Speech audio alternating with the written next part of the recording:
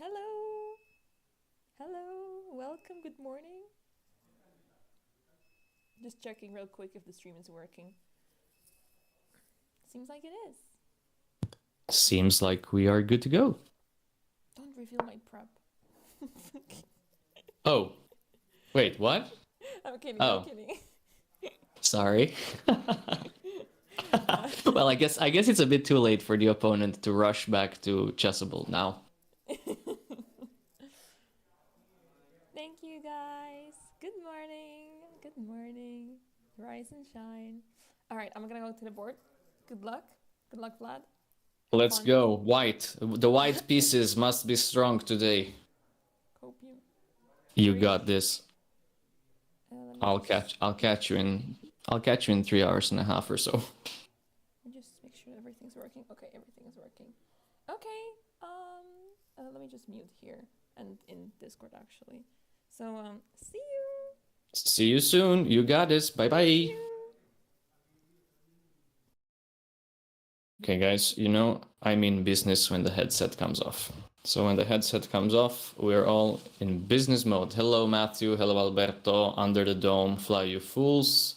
Who else is here? I think that's pretty much it for now. And in YouTube, whom do we have? So far, not so many, but they're going to join up soon, I guess.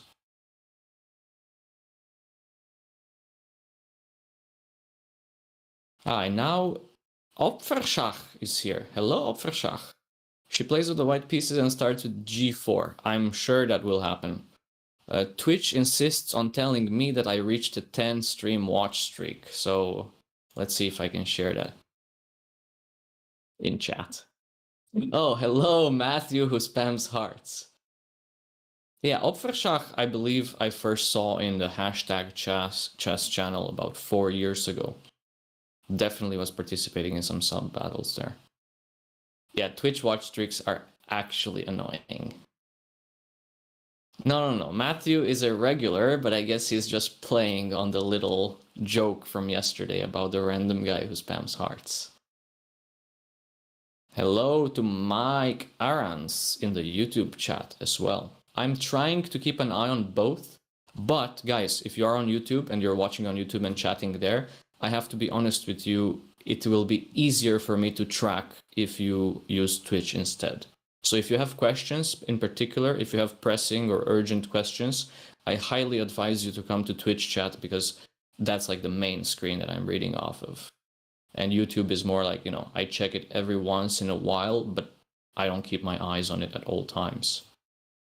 So, that's just a disclaimer, just so you don't think I'm ignoring you. Is there another tournament in Spain soon? Yes. Anna is going to play the Formentera. This is in the Balearic Islands, and it starts, I believe, on April the 9th or so.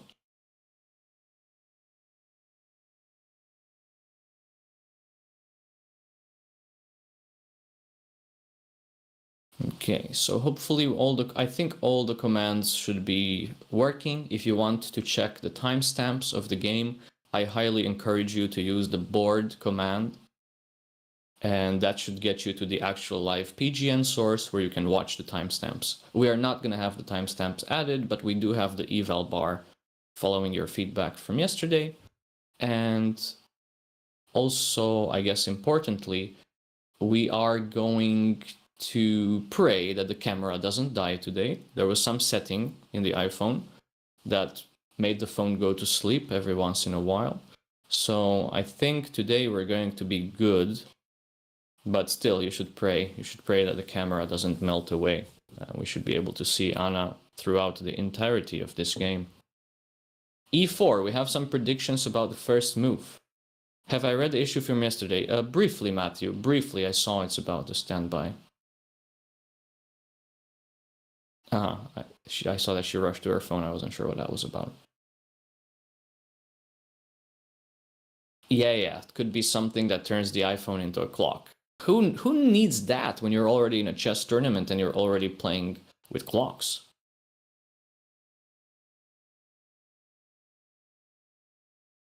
Getting hair off the board. Well, that's quite important, yeah, especially if a strand of dark hair is on a light square, especially near the central ones, like you have like dark hair on e4, that's gonna bother you.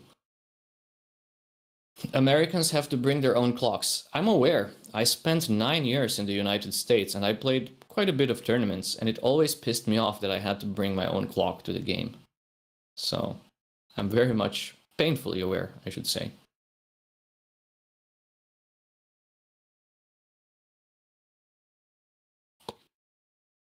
Okay.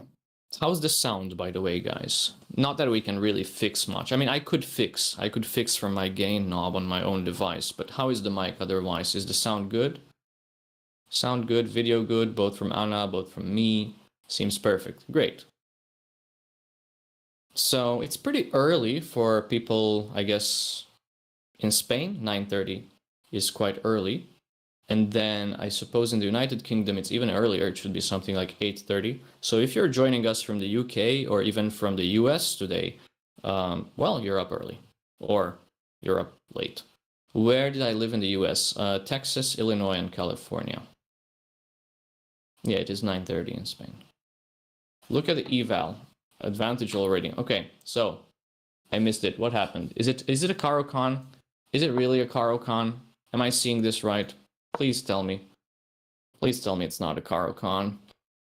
Oh, this is the hardest opening to crack, both for Anna and for myself personally, so never a good feeling when you face it, but positive sandwich, as Cruz said yesterday. I'm gonna eat some positive sandwich and say that because she won against Caro-kann twice recently in Reykjavik, she's going to feel more confident than ever facing this particular opening. So let's see. Let's see what she's got. Okay, and it would actually be a good idea for me to have the live board in front of me and not just read moves off of the video. I suppose that's correct. And hello also to our Chess TV viewers. She's giggling, is she? That's good. Well, at least we have some positivity. If she's giggling, then that's good. Good sign. Good moods. Wait, what do you mean Andalusian time? You have different time in Andalusia? What the hell? Are you actually serious? I didn't know that. Yeah, she won twice. She won twice in Reykjavik. I think Alberto is just debating us or something. Okay, so we only have e4, c6 so far on the board. Hi, I'm from Switzerland. Where are you all from? Mr. Commentator is from Romania. Everybody else in the chat can say where they are from.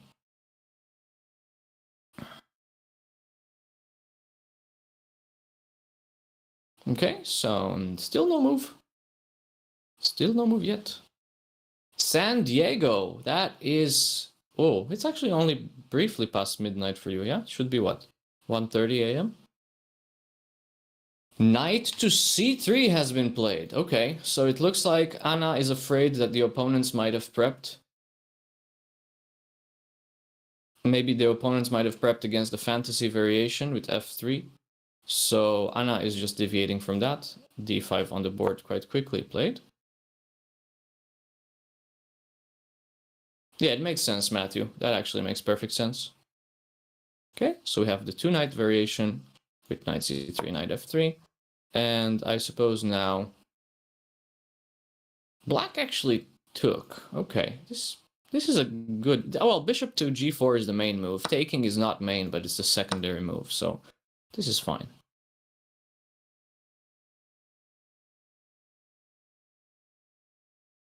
Oh, that poor bugger has facial hair like you, Strifus. You'll shave and 5 minutes later have a shadow. What you need to do is grab yourself a straight razor and shave against the grain. Like, that is the only way that I can do it. Like, you know, appear actually clean shaven. But it might lead to ingrown hairs. So depending on how thick your beard is, I may or may not recommend it. Hello, Blue Boy. Vallejo had the series in Chess 24. Okay, I didn't know that. Secondary moves by black is more than fine for white. Absolutely. Absolutely. All told, I have notifications on for Discord, so if you sent me something in If you send me something in Discord, I can actually check it. And I did see the notification getting triggered. But I don't know how to respond to what you just sent me, so I guess I'm just going to ignore it for the time being. Okay, so knight takes f6, check. Hello, Ennet. Yeah, this is a line that a lot of club players enjoyed playing in the past. The two-knight Caro-kann. Okay, so e takes f6 has been played, and now pawn to d4. So I believe we have effectively transposed into the Karpov variation. We have actually transposed, I believe it's called either the Karpov or the Tartakov. Actually, it might be the Tartakov variation. I don't think the Karpov is knight d7, knight gf6. This is a line a lot of club players enjoy. Yeah, I mean, it is a popular line. But now it's transposed, so let me show you. Let me show you what I mean. So the two knights Caro-kann usually continues with bishop to g4, pawn to h3. Black is more than happy to trade. We're more than happy to grab the bishop pair. And here there exists the move, well, there exists knight to f6 and there's also e6. So this would be like the proper two knights Caro-kann. What happened in the game actually transposes in this moment. So the moment we take on f6 and we play d4, this actually transposes to the Tartakov variation. So this is commonly reached from the following move order.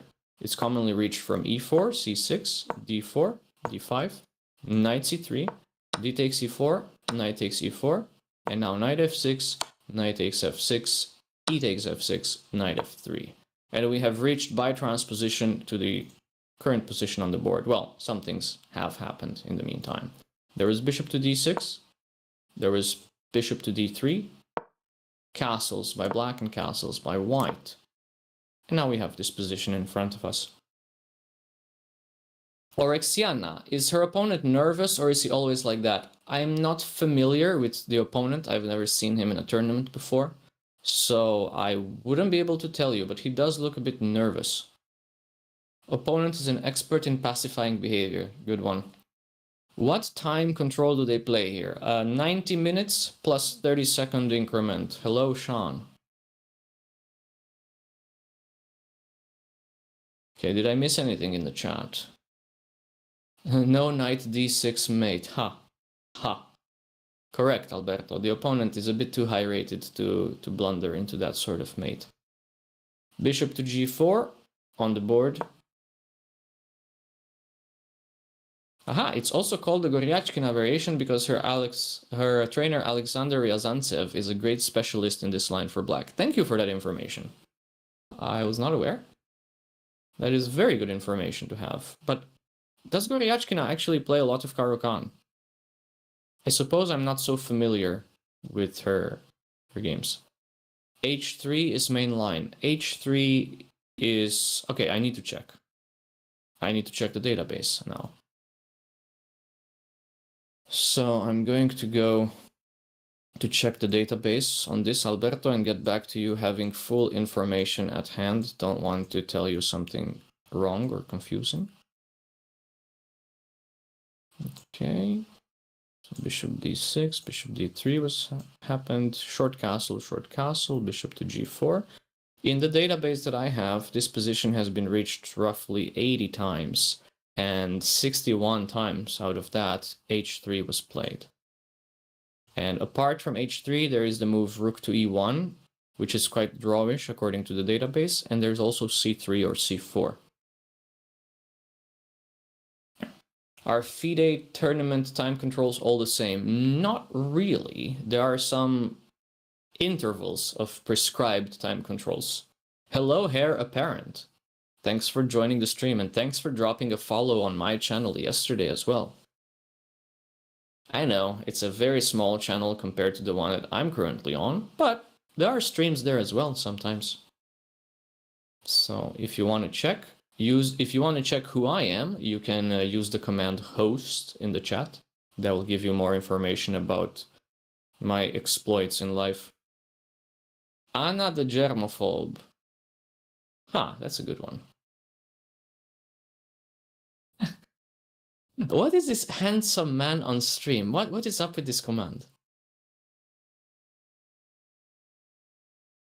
Your regret has been duly noted, Heir Apparent. You have been absolved of all guilt. Effective now. Okay, so h3 and now bishop to h5 has been played. So we are following the main variation. In this sideline, we are following the main moves. Maybe that's a better way to say it. Clearly, this is a sideline of the Caro-kann. Do you see it?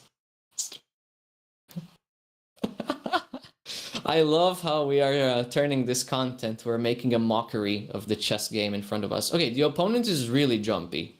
And the guy with the red pants is still there. We still have the guy with the red pants. This guy's very jumpy, the opponent. Like, he makes me nervous. Like, I'm usually a pretty calm person, but this guy would make me nervous if I was playing against him. Because he's twitching. But we're also on Twitch, so I guess we're all twitching after all. That was a terrible dad joke. I rate myself as a 2 out of 10 on that one.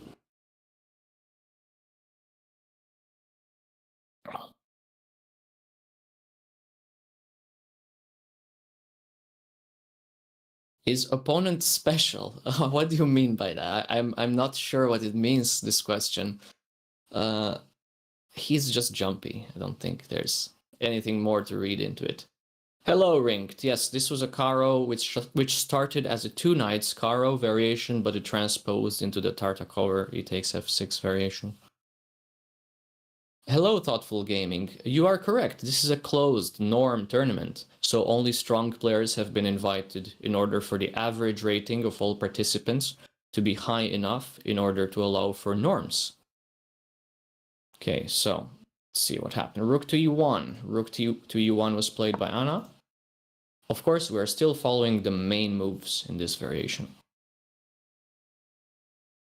Can we do posture check for opponent? You can also do posture check for commentator, guys. So because of a lot of sitting down in front of the computer, my posture is not the greatest. So if you give me reminders like that, I can also improve probably.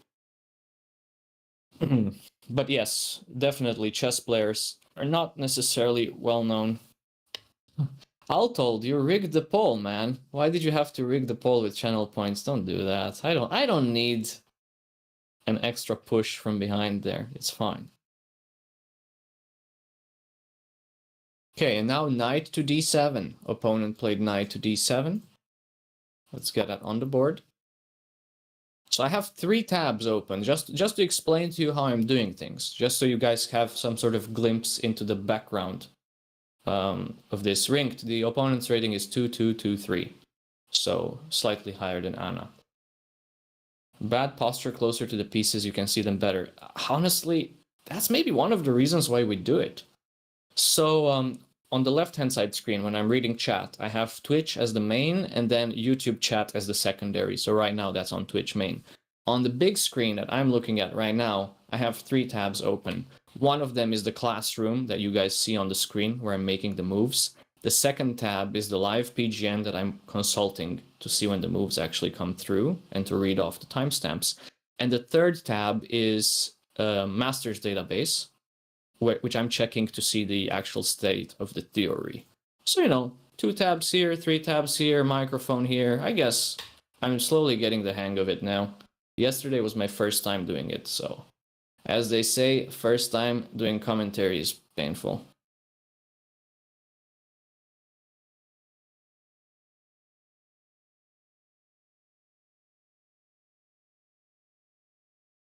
Is there a prediction? I don't believe so, Sean. I think we did not have a prediction today. So, okay, make a prediction. Are we going to see a pawn cube? Because after a move like bishop to g6 later, it's quite common for those bishops to eventually get traded off, and bishop takes g6, h takes g6 would lead to a beautiful Eric Rosen-like trophy of a pawn cube.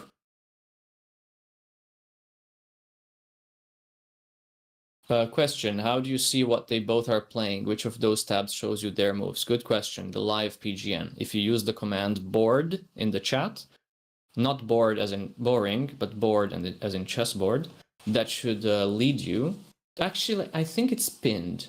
I think it's pinned in chat. I did hide it in order to be able to read more chat lines. But yeah, that command should bring you to the same tab that I'm currently looking at to get the live moves from. And currently, the players are playing with accuracy of 99.7% for white and 100% for black. So I hereby demand an investigation. I think 2200 players should not be able to play like this. This is a travesty. Back in my days, when we had the Shachovsky informator, this never happened. There should be a board command as well. Maybe. Let the mods decide what to do about that. I don't have any power. My powers are very limited on this channel. I'm not even in charge with producing the stream, so whatever I do, the most I can do, if I want to go rogue, the most I can do is try to put the bonk cloud on the board and analyze that. But I'm not a chaotic, evil person like that. So we're gonna keep it nice and clean here. Okay, let me check YouTube as well. What is YouTube saying? I see that Mikhail has joined us. Then we have Akjet. Then JM is also in the chat. Hello, guys. Julian, my friend from Moldova. Tom is here as well. Literally Cats. It's a great username. Literally Cats. I see Julian is here as well. And that's pretty much it. Akjet recently won a rapid tournament and he got a Shachovsky informator from the 80s as a prize. I mean, current state of theory is obviously evolved from that, but it's a nice sort of, how to say, memento. Yeah, I think an informator from the 80s is actually not a bad gift at all. Not a bad prize. Did he take a piece? Let's see. Did he? That doesn't appear so. Or maybe the PGN is not coming through. What happened? What's the move? Oh, I guess I have to refresh. Do I? No, 97 was played last. I think 97 was played last. I should probably zoom in to see a bit closer. No, it looks like I got the right position on the board. I think 97 was the last move.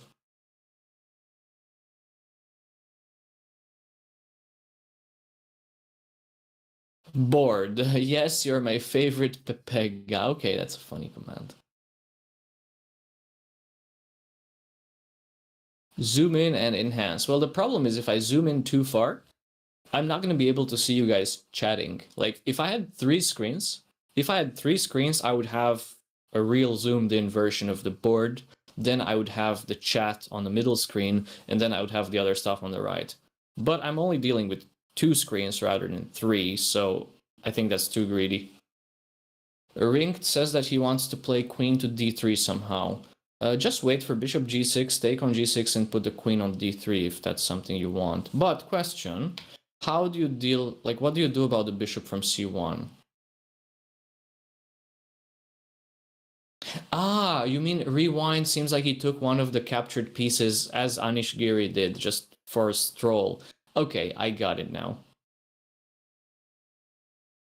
The C4 ideas, they're a bit double-edged. So like the moment you play c4, you're kind of committed to playing with some potential weakness on the d file. I'm not sure if c4 is really in the spirit of Anna's like preferences. Let's put it this way. Bishop e4, queen d3 was your idea. Okay. So what happens if bishop, let's say you go bishop to e4 and he goes bishop to g6. Do you not take? Do you just play queen to d3 and not take? Because to me that seems a bit odd. Like I would definitely take. I think bishop to e4 has been played only once in the database that I'm seeing. So like if this happens, it feels pretty normal to just take and damage the pawn structure and then maybe go for something like even b3 and bishop to b2 seems reasonable. Like where else is this bishop going to go? So I would assume this would be a plan. So something like bishop to b2 and queen to d3 here. But this hasn't happened yet. So I guess no point. Best plan, bishop to d2. Not sure. Maybe that is a move. If you don't want to spend the tempo on a b-pawn move, then bishop to d2 might very well be an idea. Yes, bishop d2, but I'm checking the database, and I can tell you that in this database, c4 and c3 are the main moves, and then bishop to d2, as well as bishop to e3, are the third most popular choice. He took Anna's horse out for a gallop. He can do whatever with captured pieces, as long as he returns them to the board by the end of the match. Yeah, hello Laws Cooper, deciding how to develop the c1 bishop seems like the immediate priority, agreed. Somehow I quite like b3 bishop to b2, but it's probably not correct. It's probably not actually correct. Don't know why though, like, it doesn't strike me as a bad move. Seems quite natural to put the bishop on b2. But then again, it might be problematic if you're trying to use this bishop to attack a diagonal that has two pawns, and you can't actually use a pawn break there. Like, the only pawn break you have is g4, g5. I'm quite pessimistic about the chances of such an attack succeeding. Also, b3 bishop to b4 could be a little awkward, dislodging the rook. I think it's that bad. I mean, the rook has some squares, no? Like, I'm gonna put the rook on e3, I'm gonna put the bishop on b2, and then I'm gonna play queen e2 and rook e1. But okay, maybe bishop to... This doesn't work. Actually, bishop to c3 doesn't work, because we have a common tactic. And now, guess what? This bishop has dropped. So, the more I look at it, my personal preference would be for something like b3. But then again, it hasn't really been played at the master level, probably for a reason.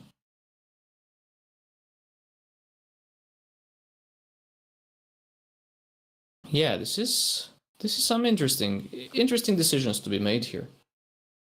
Alberto is giving some lines. c3, okay, let's take a look at this one. c3, a6, queen c2, targeting the h7 pawn, bishop f3, oh, this is looking very bad for white somehow, at first glance. I mean, you're just, like, your pawn structure is really ruined. But this is actually just a dead draw. Yeah, I guess it's just a draw. You sacrifice the piece and you go for the perpetual. No, but wait. There's no draw. What do you mean? Alberto, you're king, buddy.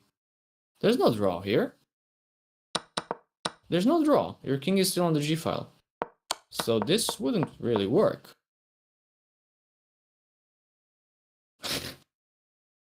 Yeah, that was... that was not exactly the good move. Computer still says it's a draw. I'll told, don't sell yourself short like that.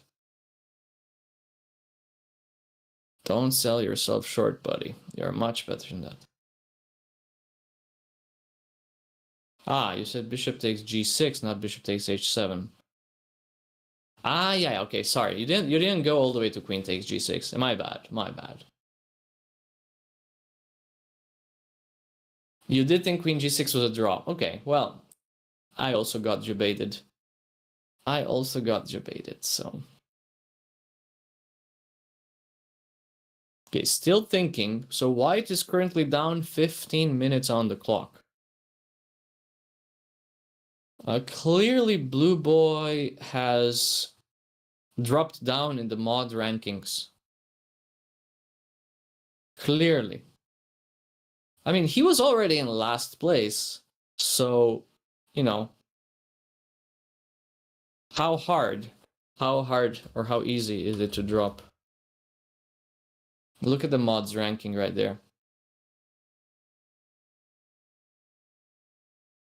That's objectively true. And Blue Boy also dropped down in my personal mod ranking. Oh shit, we had G4. We had G4. This I did not expect. That is a bold, very aggressive move. which I certainly did not expect.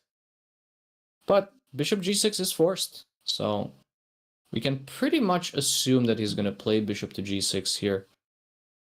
I don't mind g4 per se, but if you're not actually getting something tangible out of this, I feel like white should be focused more on playing on the queen side with the 4-against-3 majority. So like I don't see why g4 is absolutely needed.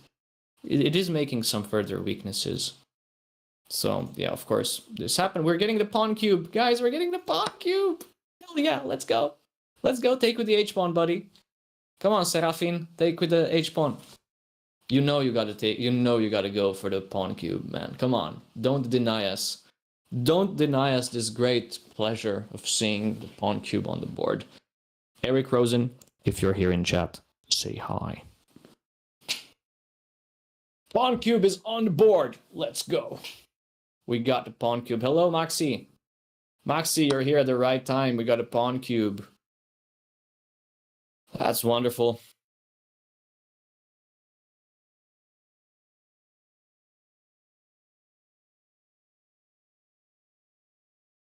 Let me type something in the chat. I don't want to say it on stream.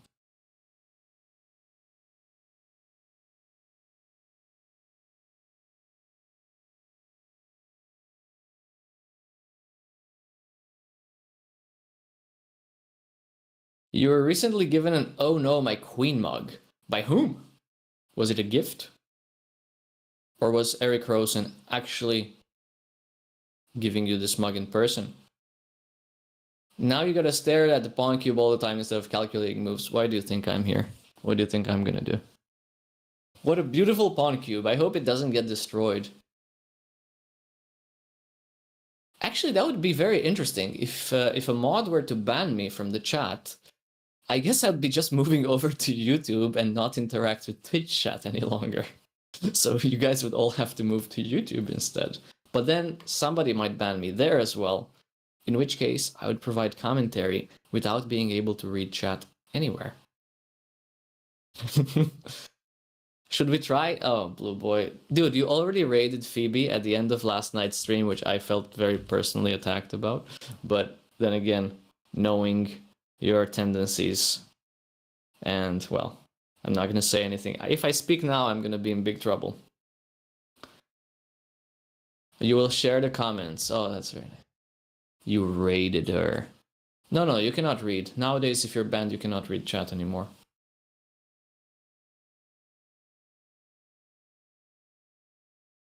Tendencies.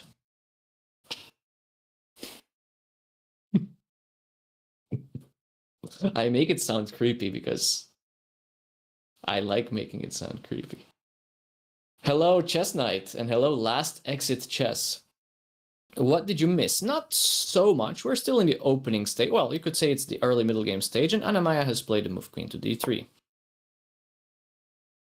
You didn't see me live on the list? Debmate and Akjet were both suggesting me, and you still insisted, so bad boy. Bad boy. I'm not even sure if my offer to you in the DMs even stands any longer after that. I'm so offended. Just kidding, I'm not offended. It was just funny though. Anna playing quick. Yes, she must play quick because she's currently down on the clock by about 12 minutes. Remember, yesterday she was mostly up on the clock. Mr. Stockfish doesn't really love White's position. I think Stockfish is already saying queen c7, and Black is moderately, well, slightly better because of the kingside weaknesses. Tell us, well, I've been helping Blue Boy here and there with some chess advice. There's nothing more to it. And then, yeah, just exchanging chess information mostly. And some stream logistics as well.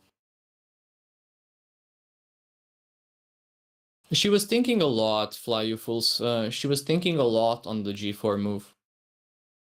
Sure. You believe me. Okay. That sounds like you don't believe me, but it's okay.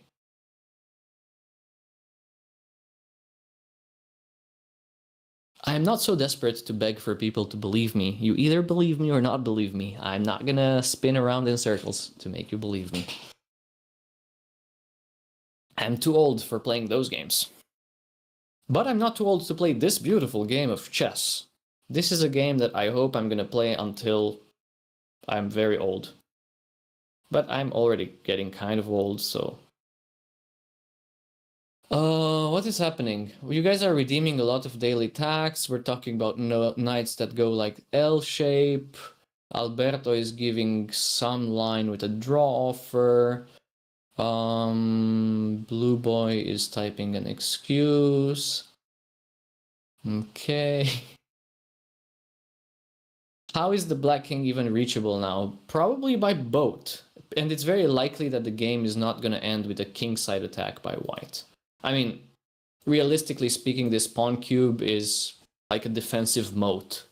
Like, even if you try to siege the pawn cube with pawns, with your own pawns, they're just going to trade.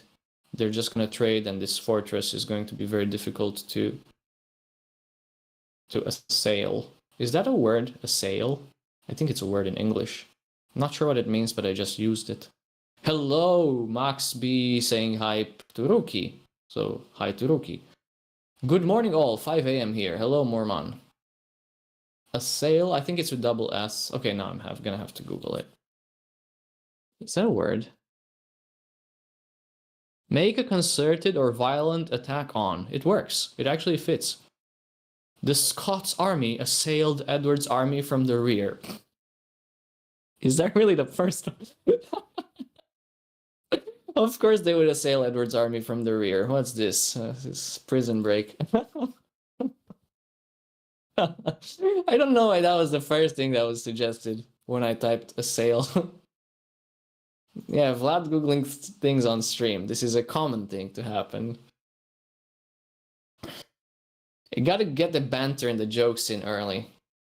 I said something earlier about pressure from behind. I did not say that. Don't put words in my mouth. I did not say that. Google knows me too well. Sadly, that is true. Google certainly knows my tendencies and Blue Boy's tendencies.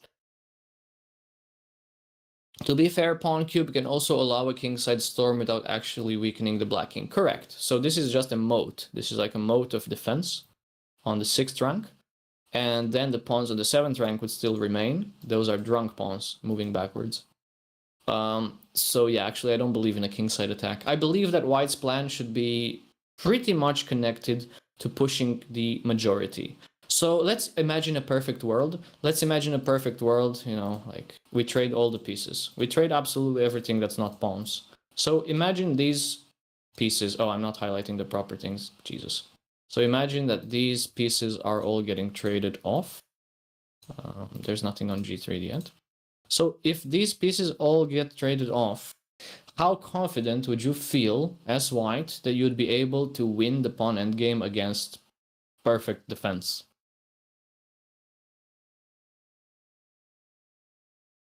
So this is a question. I mean, the pure pawn endgame is theoretically a win because we have a 4 against 3 majority on the queen side, and the 4 against 3 majority that black has on the king side cannot create a passed pawn. How do we know that? Well, whenever there's going to be some pawn tension initiated by black, we're probably just going to refuse to take and just keep the tension. Whereas when we initiate a pawn tension here on d5, it's not like black can just purely neglect us, because we will be even threatening to take on c6 and then start advancing with the b pawn, therefore creating a passed pawn. So 34% confident. Why they all look stressed? Welcome to tournament level chess. Welcome, welcome, welcome. You prefer to play choosing instantly or move and let them think about it? I found my brother. Hello, Stuckfish. I actually found my long lost brother. A9, is that 90,000 or is that more? No, that's 900,000. A900,000. The pawn cube is making our king locked. Well, yeah, I really don't think that white should be focusing to play so much on the king side, but rather on the queen side and in the center. Oh no. Oh no, the camera died. What happened? Oh my gosh, not again. Not again. Okay. What can we do about it? Oh, it's back. Wait, did she do this? Did she actually fix it, or did the camera fix itself? Maybe she noticed it. Okay, I just forget it's 0. A9. Yeah, A9 is. Anna is trolling me. She's doing a good job. She's doing a great job. The scarf look is bad. It's quite stylish, actually. Maybe he's cold. I don't mind the scarf guy. I mean, the scarf guy I find quite okay. Oh, but she's walking around. Okay, so pray for the camera. So yesterday morning there were no camera glitches. In the afternoon there was one glitch and then it died. Rook to e8 has been played by the opponent here.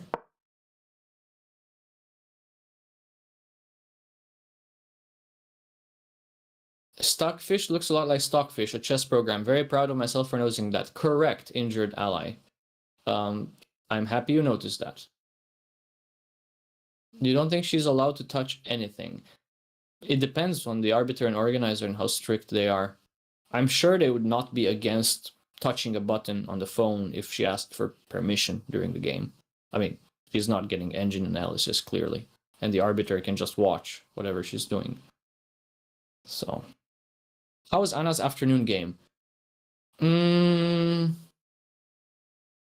He got outplayed. She got outplayed in the afternoon game. There was an early knight to d6 check that forced her king to move to f8. Her rooks never got connected, and the piece activity of white was too much.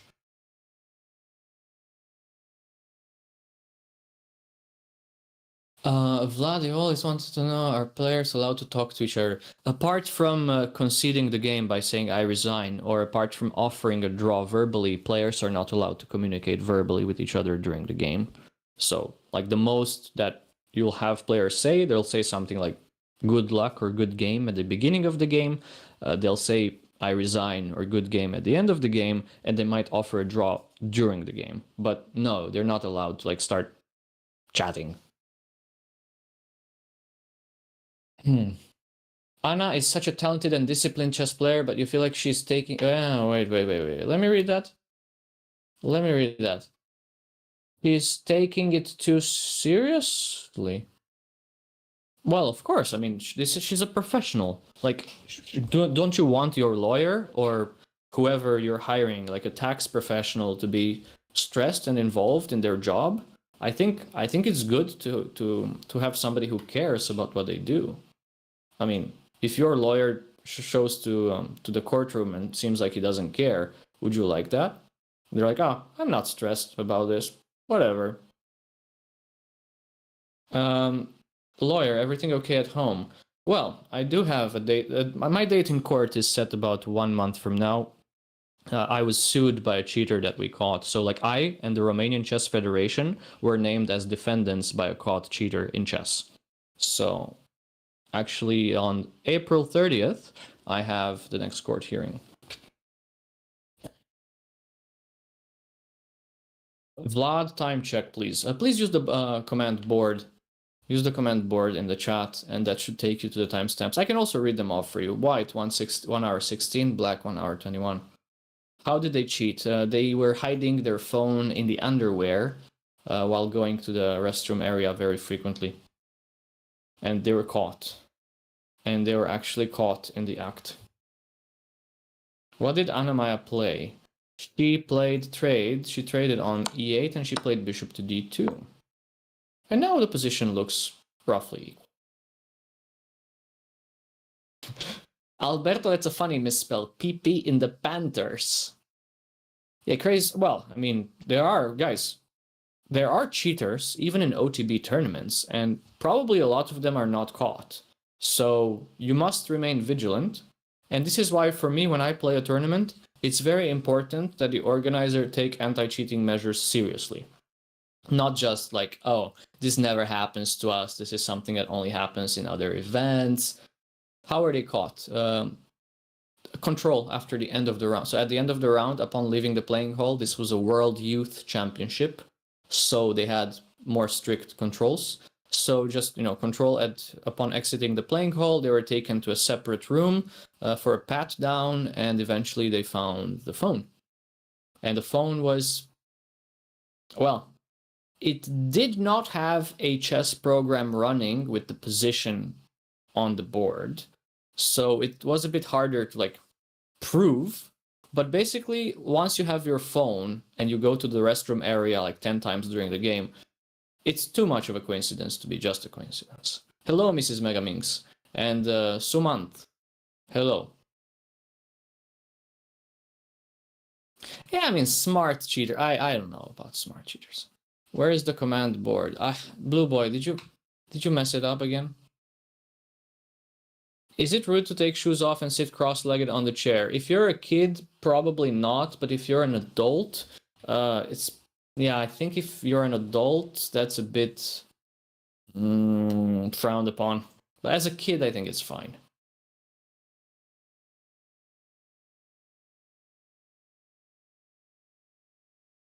Oh, I didn't mean a command board. I meant the command pause board. So like exclamation point followed by the word board. I don't know. A command board, I guess, would be only accessible to moderators of the channel.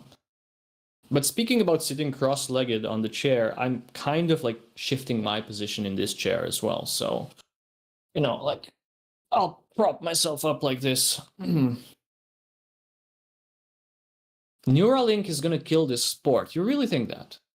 What about taking shoes off but keeping legs down? For comfort.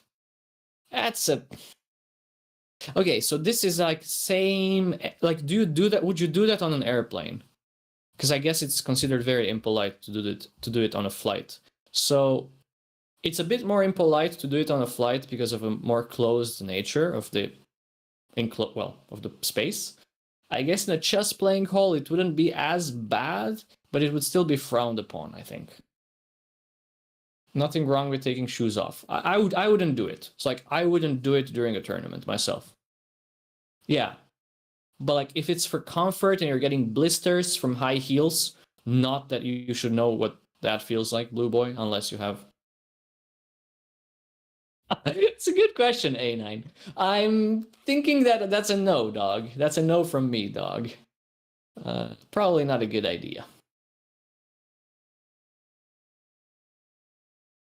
Don't scream at me in all caps. Come on.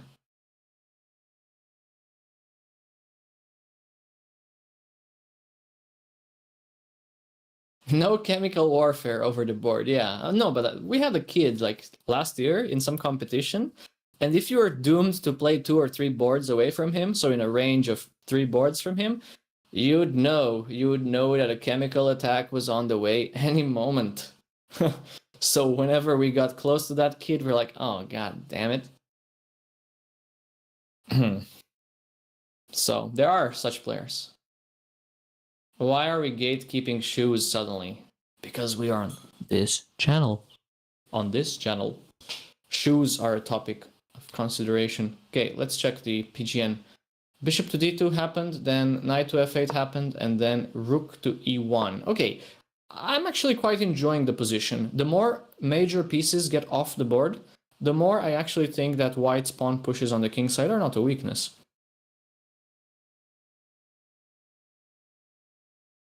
This chat is going down crazy paths of conversation.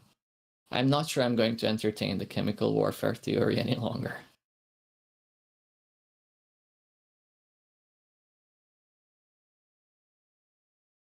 Great sound, I see that somebody's saying in the YouTube chat. That was Okchat. Matthew with his scarf again, every little thing. Okay, not so much action in the YouTube chat. So yeah, you guys should be in the Twitch if you want to interact more with Mr. Commentator. It's moving really, like the chat is moving really fast. I may not even be able to like get to all of your inquiries, but hey, I'll try my best. I will try my best. I'll try my best. You're just trolling 480. Okay, I never figured that part out. We are 1.7k. That's a good number. But not all of us are actually in the chat. A lot of people who are watching the stream Hello, by the way. A lot of people who are watching the stream are watching through a chess.com embed, so like Chess TV, I believe it's called. Hello, Chess TV. Hello, hello, wherever you might be. Thanks for watching. If you want to say hi in chat, please drop by and say hi in chat. And thanks for the follow. We have some new followers as well. That's always nice to see. We are actually getting closer to... Which number? Are we getting closer to 40k? So I guess we're at what? We must be at 36k now, if I'm not mistaken, on Twitch followers.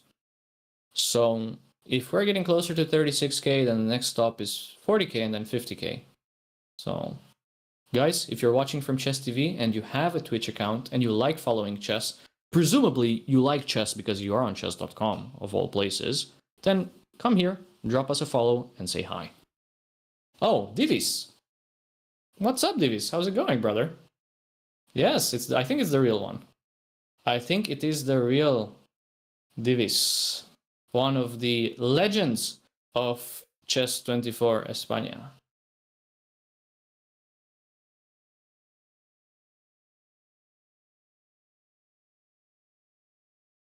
Alberto.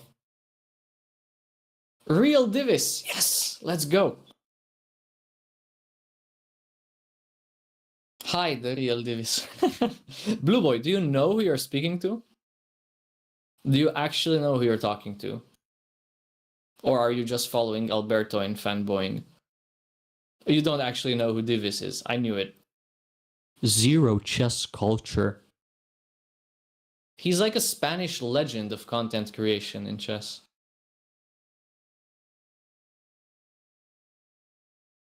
What did Anna play? Very good question. All you know is c4. Okay, so queen to d7, and now c4. Oh my lord, we're getting spicy.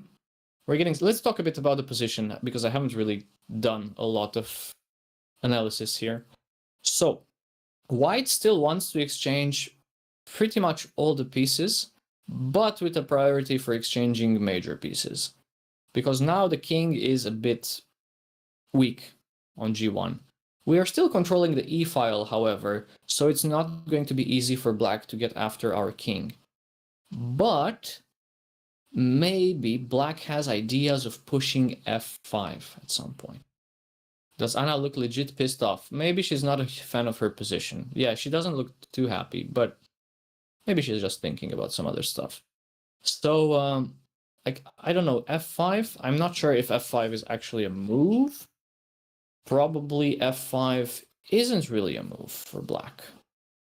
So what do we do? Like, let's say f5 takes. Maybe we have 95 here. Maybe we have 95.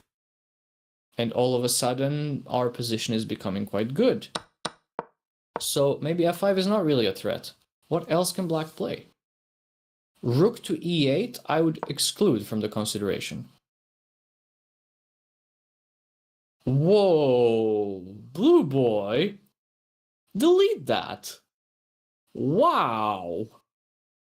Wow. I'm screenshotting that.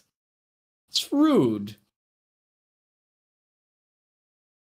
That was very rude. Holy moly. That was rude, bro. Ha, Matthew got the punch command. If you want to disappear from chat, use the punch command. She does look slightly pissed. Slightly. She is thinking, but she's pissed thinking. Like, she's not happy. I guess she's not so happy about the position. Rook to d8 has been played instead, not rook to e8.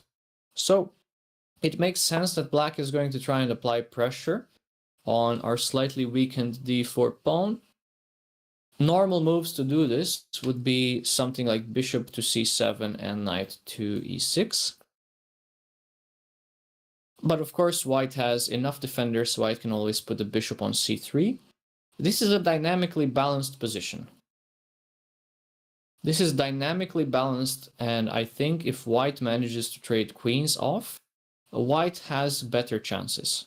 So I would prioritize with white, I would prioritize exchanging queens, not even rooks. Rooks are not necessary to be exchanged, but queens, if I exchange queens, that would allow me, like you can think of a future world, a much better world in which we can put the rook on e4 and navigate with our king all the way to d3. So that is why exchanging the queens would be beneficial for us. Is d4 weak in a classical sense? Slightly, yes, because it cannot be protected with another pawn unless you want to advance. So in the most classical of senses, d4 is slightly weak. But objectively speaking, d4 is not weak as long as it can be protected with a gazillion pieces. Technically, it can be protected 4 times. Not all players want to exchange queens. Well, it depends by position, right? Like, if you are known as somebody who doesn't like to trade queens or somebody who likes to trade queens, that probably means you're not a good universal player. So like you should always be willing to change your mindset depending on the position. Some positions you should keep the queens on, and some positions you should strive to exchange the queens. Opening the C file is good. I don't see how you're going to do that. How are you going to force the opening of the C file? Only if this was a different channel. Oh, open E file. Yeah, the open E file is useful. I mean, that's why we have a rook on it. The rook on the open E file is quite useful. Okay, so you are going as well. Bye, Blue Boy. Bye-bye. Maybe you can join a bit later towards the end game, but enjoy the rest of your... What is this, evening? I guess it's evening for you. Yeah, so I think the position is very much dynamically balanced. I don't see any reason to panic for either side yet.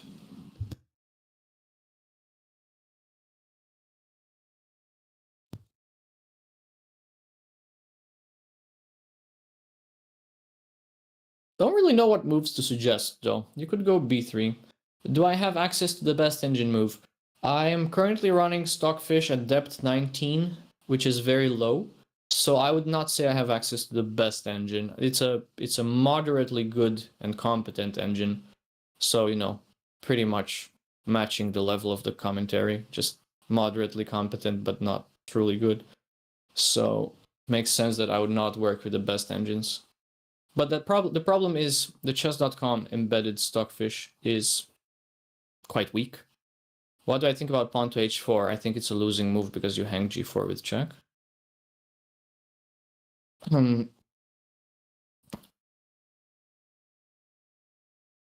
Depth 69. Sadly, that would only happen in endgames. Antani Cersei is saying, one idea against d4 would be to put the bishop on c7, play knight e6, and bait for bishop c3. Very good point. Very, very good point. Commentary being entertaining is more important than being super GM level when it comes to the analysis. Well, I hope the entertainment factor is there for you guys, because the GM analysis is certainly lacking.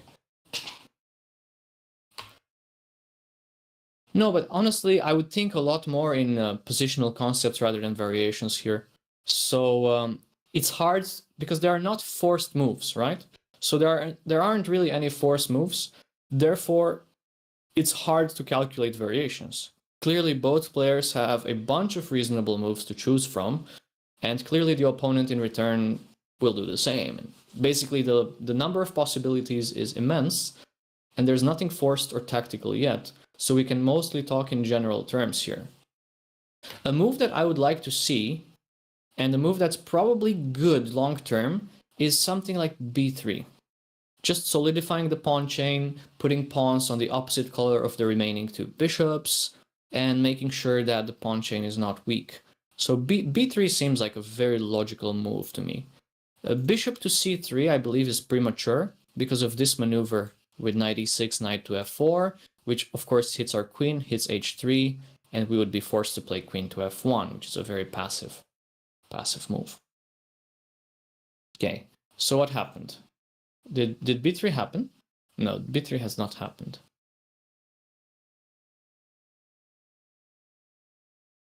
Opponent stacked pawns bad. Not ideal. In the end game, yes. In the end game, bad. In the middle game, not bad. So in the end game, the fact that the opponent has 2 stacks of doubled pawns would work against them in a pure pawn ending. However, in the middle game, it serves as a good layer of defense towards the king. Rookie collectively bringing down the average. That's right. How much is your rating, Rookie? Is this a Caro-kann? Yes, it started off as a Caro-kann. That's how we got to the pawn cube structure. No problem. Happy to help.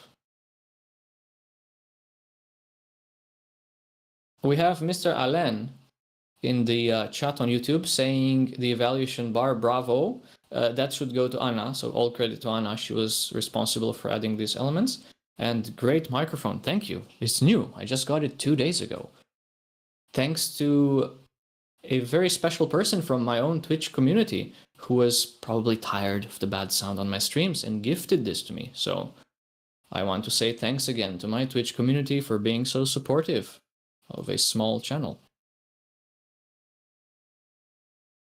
Blitz 1500 in a best case scenario. That's not a bad rating, Rookie.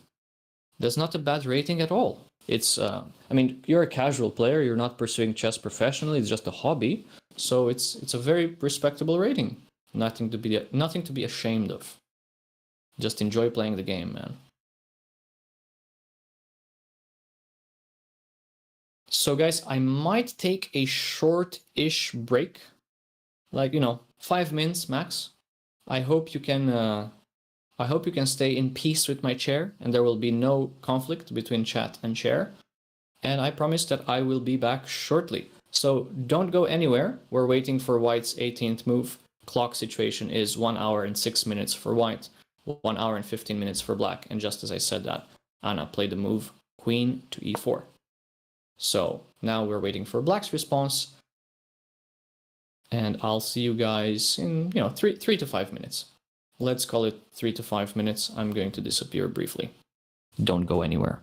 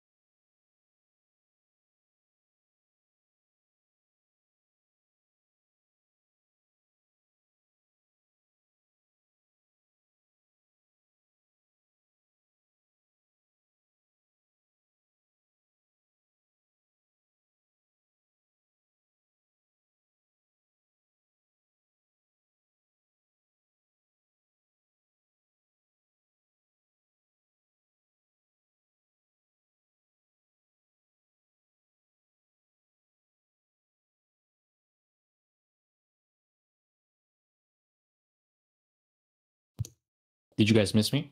I'm back. So, what has happened? I saw that there were a lot of chat messages I have to catch up on. No mods, no mods. Alberto gave some line, queen e4, f5. Yeah, f5 is a good move. So actually f5 is a good move because it comes with a tempo on the queen.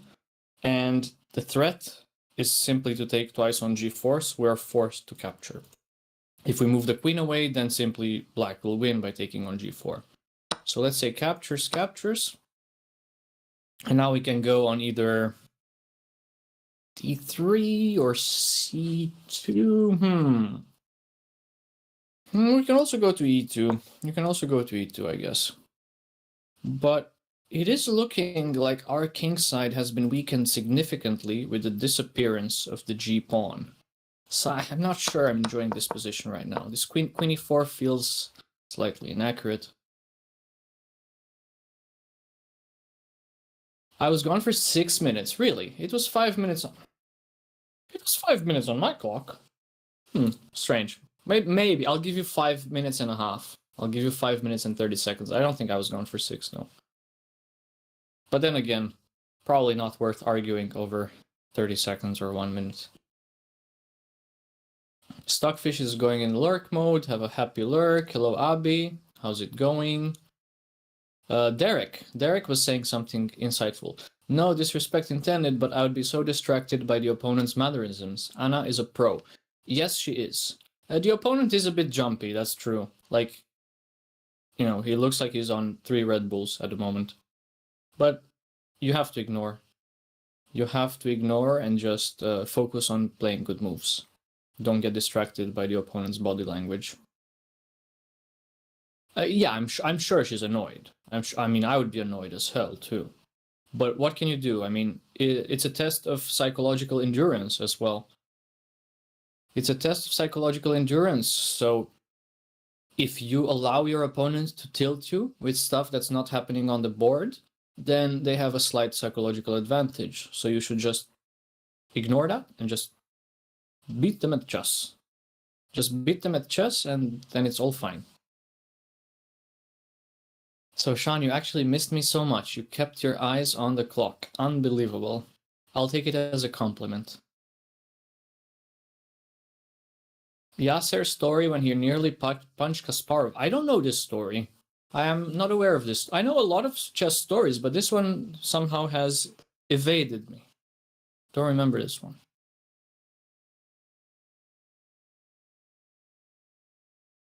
Yeah, go ahead. Post the link. Post the link. I'm probably not going to watch it right now, but I'll have it saved somewhere. So I'll just watch back the VOD and click the link.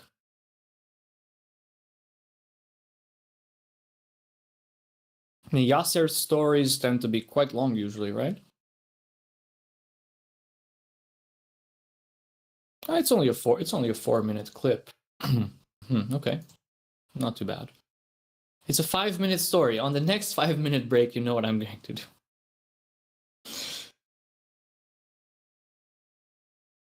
Why is Anna going to feel ill tomorrow? How do you know that, Sean? Well, why is that the case? I'm missing some. You only have compliments for the #1 commentator. I'm assuming that is Akjet. But Akjet hasn't joined us today. Well, he has joined us in the YouTube chat, but not on Twitch. Hello, man. How are you? Thank you so much for the compliments, guys. I still see in the YouTube chat. Julian has something nice to say. Jorvan JX, hello, man. How are you? Yeah, I'm doing fine. How about yourself? So, you guys are too nice. Love Anna's positivity. Yes, Opossum lover in YouTube. Yes, I think it's one of the reasons why her community is so nice, because she brings people in the community who have good energies. So we don't have negative Nancys and Karens. So that's nice.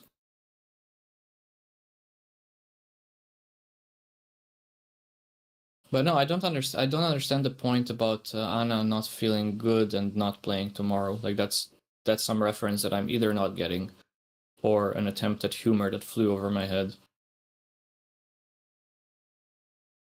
Wouldn't be the first. That wouldn't be the first time, by the way. So no hard feelings there. Okay, I guess did f5 happen and we took, yeah? f5 happened and we took. So apparently the engine thinks this is a great taking is a great move. What do you mean great move? This is forced. Chess.com engine is drunk.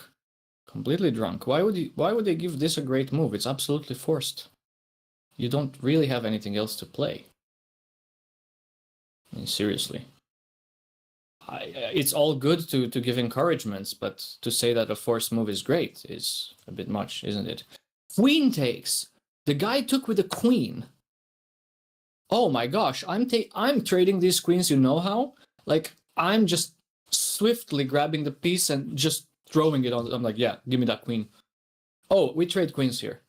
We trade queens here for sure, in my opinion. Although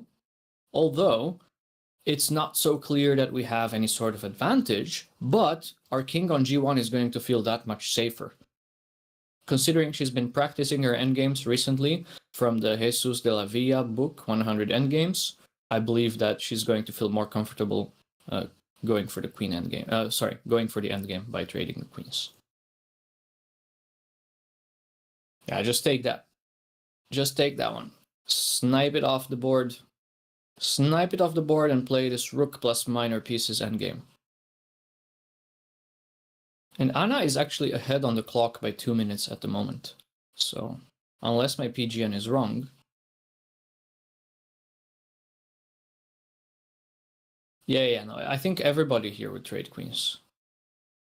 Of course, that Stockfish will spit out some random moves like King. King G2 is not actually that nonsensical, but still, if you have the opportunity to trade queens on this move, why would you delay? It does give the G... So one concession that this move makes, so let's say trade queens, trade here, and let's go knight... I don't know, I actually don't know if King G2 is good. Maybe King F1 is better. I don't know. It does give the G6 square to black. So now black can actually utilize... Black can utilize the G6 square and jump around, potentially.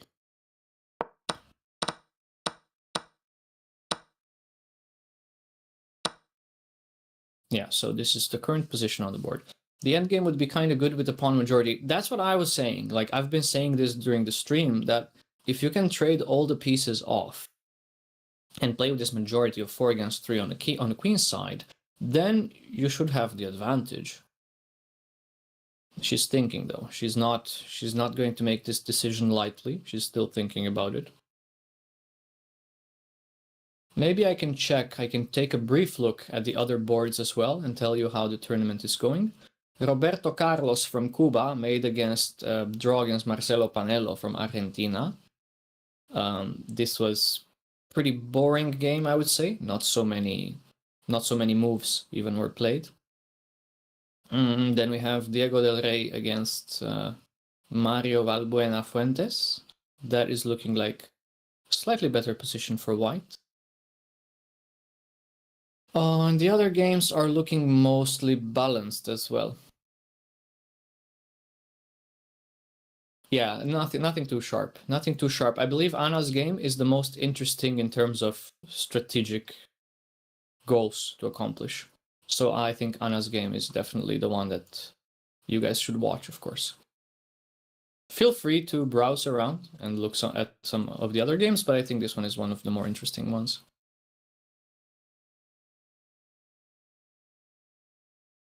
We actually don't have any mods in the chat. Is it actually a modless chat? Wow, it's pretty dangerous.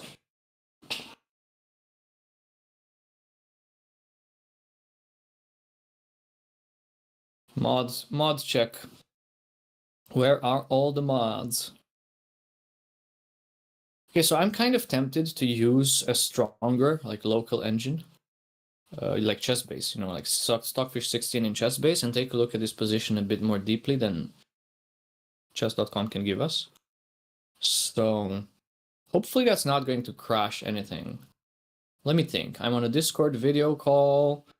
My internet is pretty good. I have 24 gigs of RAM. Cost-benefit analysis.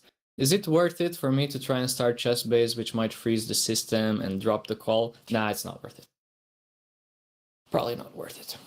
Queen to e7. By whom? Queen to e7 is a blunder. Bishops move backwards. Bishops do be moving backwards. So that would not be a good move.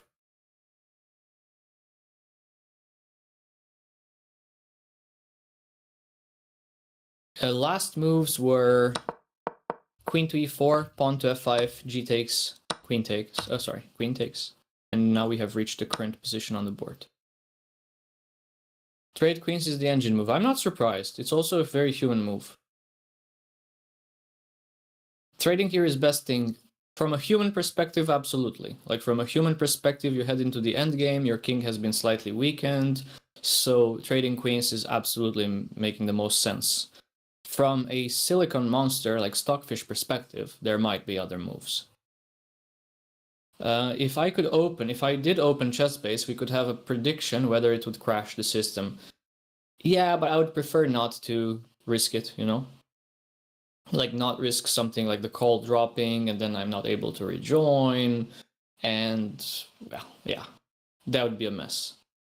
That would be a mess. So let's not risk it. Also, the position is not nearly tactical enough to warrant that deep of an engine analysis. So like there are not so many. You can control RAM and processor use of the engine. That is true. That is true. You can actually impose some limits. I mean, I'm running on 6 cores and 12 threads on a Ryzen 5 processor, so technically it should be good enough to do both video calls and deep analysis. But on the other hand, I'm always a bit skeptical of these things. Sean is asking, Bucks wrote yesterday, Anna needs 6.5 for a norm. Is that correct? Yes, that is correct. If so, she needs minimum of a draw here today. That is mathematically a correct statement. If she were to not score a point in this game, then the norm chances would be gone. So let's hope. Let's hope that she's actually going to score not only half a point, but rather a full point in today's game. Yeah, I see no reason. I see no reason why that could not happen from this position. We just go into the endgame, presumably, and use our knowledge and try to play with the pawn majority on the queen side.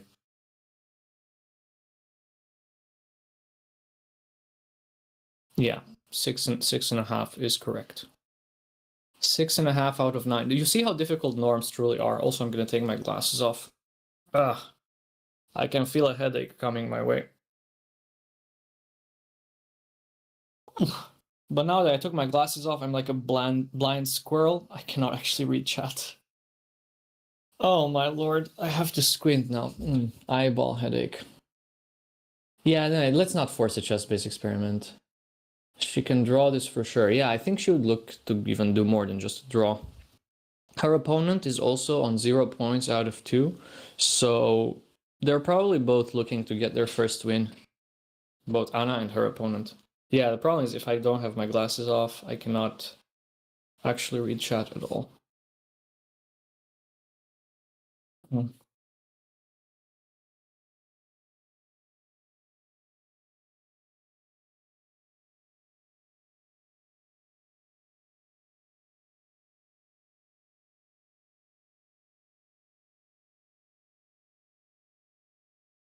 Shoreditch is talking about the recently shared clip of Yasser talking about Kasparov. Yes, that is correct. You cannot arrange, you cannot adjust fallen pieces on the opponent's time. If one of your pieces drops in the course of making a move, you must adjust that piece and put it on the correct square before pressing the clock. This is a rule that is commonly broken in blitz games. Like in a time scramble in blitz games, sometimes the pieces will start falling down and the player still presses the clock without adjusting, which is slightly against the rules. I'm sure that was a rule at the time too. Yeah, I'm sure this has been a rule as old as FIDE sanctioned competitions. Yeah, you cannot adjust pieces on the opponent's turn. Like, it's your responsibility to fix your own garden before pressing the clock. Proverbial garden, that is. Okay, so how are we doing with the viewership? Let me take a look. Oh, we have nearly 2,000 on Twitch. Wow, it's very good numbers. Very good numbers. We got the prime time, morning prime time here. Hello to everybody who is joining the stream. If you've never been here before, Anna-Maja is a very strong WIM from the Netherlands, former and current national team member, who has just rated queens on f5. So we got this position on the board. Yeah. So, you know, we are following her WGM norm tournament from Spain at the moment. That means she has been invited alongside 9 other strong players. If she scores 6.5 out of 9, she gets a WGM norm, which would be her first. Has anyone ever claimed a win in Blitz when that happens? The maximum that you can do is pause the clock, call the arbiter, and ask them to give you an extra 1 minute. I mean, you couldn't actually call a victory. It's not an illegal move. It's not an illegal move to press the clock with a piece fallen down. It's a violation. And for a violation, you will not get defaulted, but the arbiter will give the opponent +1 minute in Rapid and Blitz. Who is the highest live rating female chess streamer? I'm assuming that Crush. Well, Crush is quite high rated. Then Anna Muzichuk and Elizabeth Pates were also streaming at some point, but they're not active. I suppose Kostenyuk. Yeah, Chess Queen. That's a very good question. Actually, very, very, very insightful question. So guys, the candidates tournament is about to begin in about a week or so. So who do you have? Who do you have for both men, or open, I should say, for the open section and the women's section in candidates? Give me your winner prediction. So I want to know your prediction for winner in both sections. Back, how she's doing. Well, she has just traded into an endgame. Therefore, I believe her chances are better now. So we have one call for Fabiano Caruana becoming a candidate by winning the tournament in Toronto. Who else? Who else do you guys believe might? Have I heard about the host spam against Kramnik? Yes, I have heard about this. I have heard about this match that's going to take place in Madrid. We have +1 for Caruana, +1 for Fabi, and also Prague. Okay. Are you saying that both Fabi and Prague are going to like finish tied for first then? 36 games of Blitz. That's quite a lot of Blitz. Well, the thing is, despite the fact that Kramnik has gone a bit off the rails with the claims of cheating, I still think he's a very strong chess player. So he might beat Jose over the board. Hello, Akjet. Hello, welcome to the Twitch stream as well. Goryachkina women. Makes sense. That makes sense. You think like Kramnik will rage quit after 3? I don't think so. If there's money on the line, he's not gonna be like that. He's not gonna be a clown. You could see Nepo winning it again. Okay, so we have some calls for Fabiano. We have some Nepo ideas, and then we also had Prague. Not sure why Black traded queens, you're more optimistic now. Yes, Akjet, we are also more optimistic in the chat after the queen trade. But the next move will be quite important. What do you play? I just don't really want to see the move c5. I think c5, although it's one of the top engine moves, c5, problem is you get c5 through, bishop c7, rook to e7, it looks like you're entering the 7th rank. But then you get into this position, and now you have given up a permanent outpost on d5 that you cannot easily challenge with your knight. Your knight is like 3 moves away from challenging the outpost, and the pure bishop endgame cannot be winning. So, although c5 is a suggestion by Stockfish, I really would not like to see that move being played. You guys say that Jose will win 21-15 against Kramnik. Wow, it's actually reasonable. In women's, I believe Lei Tingjie is going to win. So I think Lei is very strong. I think she's slightly better tactically than Goryachkina, slightly more alert. And in the open section, I suppose that Fabiano starts as a favorite, Nepo as a second favorite, and Hikaru as a third favorite. Also, Nijat Abbasov will probably finish last. I mean, he's heavily underrated in the field, so I think Abbasov will finish last. Hikaru's last chance to win. That's a reasonable assessment, Kobuki. That's a very, very reasonable assessment. I think it's his last option to qualify for the World Championship match. Chess Dojo was saying that if Naka wins the candidates, then Magnus will get annoyed and try and take it off. That would be wonderful. That would actually be a wonderful outcome. Unfortunately, this opponent didn't hang a queen on move 12 like mine. What do you mean, Sam? Which game are you talking about? Anna-Maja's game now? Aha, go Hikaru. That's something that I never thought I would say, but sure, if that's the outcome that we want. Go Hikaru. You can clip that. You can clip that, and then everybody in my community will think I betrayed them.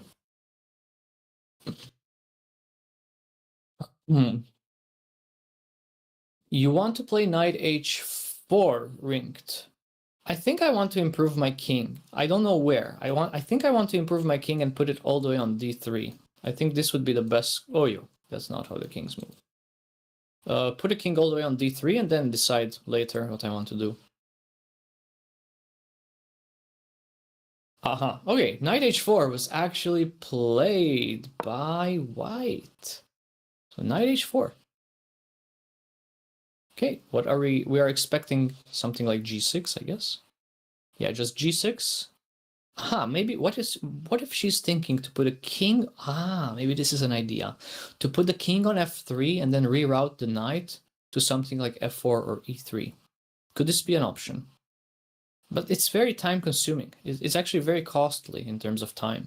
So that's 2 moves with a king, then 2 more moves with a knight. Clearly black is going to make some moves of his own.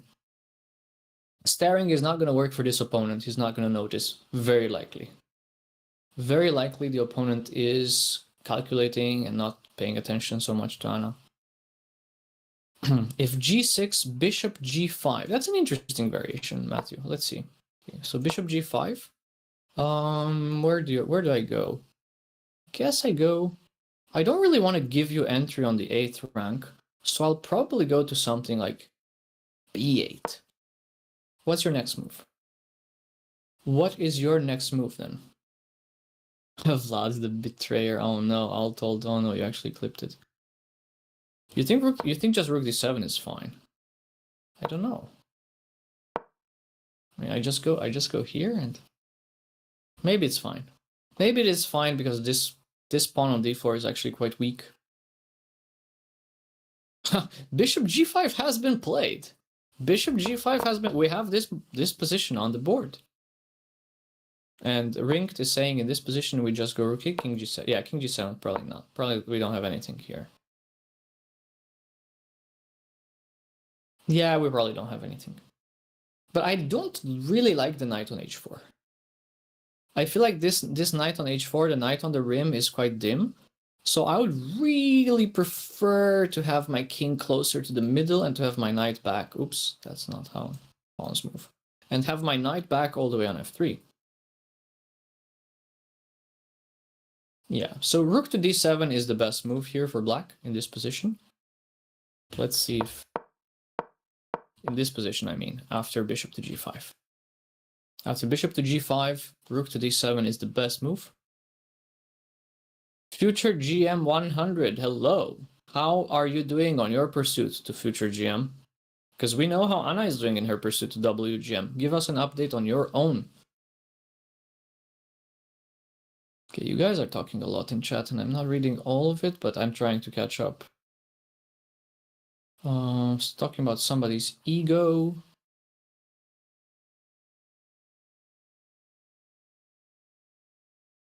Wait, all told. Who is the betrayer now? Who is the betrayer?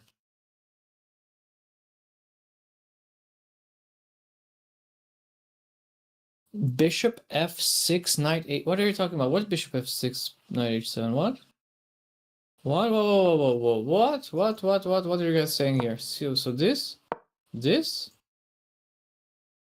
What's the line? Aha. Ah, okay. I see, I see, I see. So you want bishop f6 right away. But now knight h7. And what do you do? Oh yeah, this is bad. This is very bad. This is like supremely bad. This is just very bad. Yeah, this is actually really, really, really bad. The knight is coming to e4 also. So I suppose bishop f6 is not an option if this happens. Thank you for all the new follows, guys. This is not good. Well, it hasn't happened. So the position on the board right now is just bishop g5 and black hasn't moved yet. So we're still fine.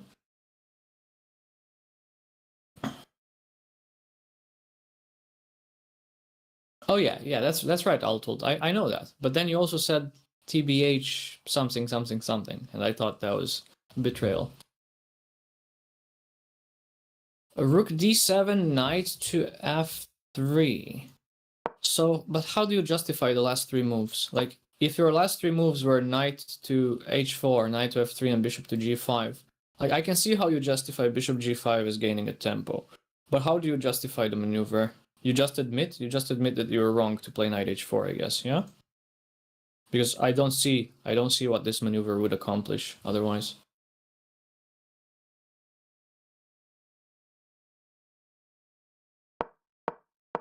Yeah, I really don't know how to evaluate this. You locked the black king. Sure, in some sense, I guess. Yeah, to some degree you can say that, but also the black king is going to go to g7 and then start pushing f6 and g5. So I'm not so sure that it's whites who's gaining the time here. So this game is still, very much difficult to predict. Still equal position.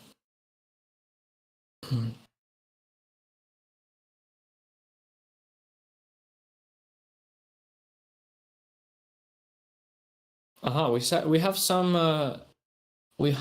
pineapple. Is that a pineapple emote in the chat? Make sure you put it on pizza. Anna's going to love that. So the pineapple pizza is Anna's favorite, as we know in this channel. So next time you see her at some OTB tournament, if you guys also play those, make sure to deliver a pineapple pizza to her hotel room. Hello, Maniar, hello. Yes, this is correct. Abbasov and Nurgül are actually working together, or have been working in the past. Yeah, the pineapple on the pizza, that's the way to go. Pineapple, ham, and pepperoni pizza is so good. Hell yeah, somebody knows. So it's a very polarizing topic on this channel, in fact. We have Anna on the one hand, who doesn't really like pineapple pizza at all, and on the other hand, some community members who find it quite delicious. So, yeah, it was a joke, by the way, guys. Don't give pineapple pizza to Anna. She's not going to be happy about that. Anna playing for NCL. Wow, we got some spoilers in the chat. I also didn't really know that. She stares, guys. She actually stares. Clip that. Once we say pineapple, she's staring towards the camera. That's great. That is very, very good. Future GM. You haven't updated us on the journey towards GM. You haven't told us how you're doing. Or maybe I missed that. Do you think Lawrence was joking? I don't know. Maybe she's actually going to play there. Aha, we have some really, really conflicting opinions. Somebody who loves pineapple pizza but doesn't like bacon on it. Then we have the recipe. Pineapple, mozzarella, chili, black olives. That's a good one. I like that one. So pineapple with mozzarella with chili and black olives? You're making me hungry.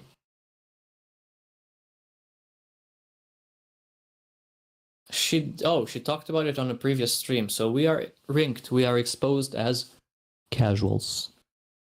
Just total casuals. We are not, if we're not aware of this. 10 pepperoni toppings.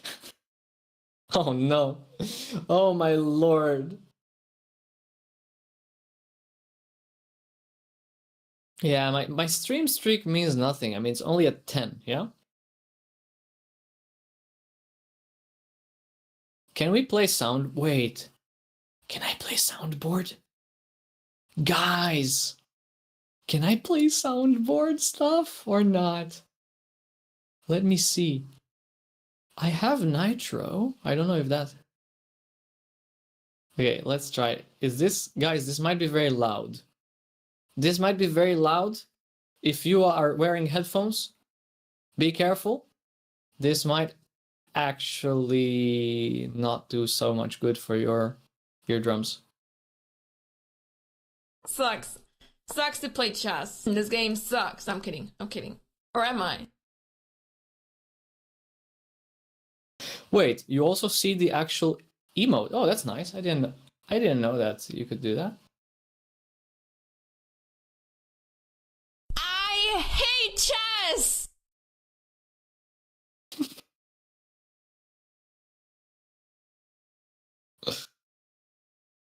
What do you mean? Wait, what? It says... That's not what she said there. That's not what she said there. Nee, toch? Ach, nee, nee, toch?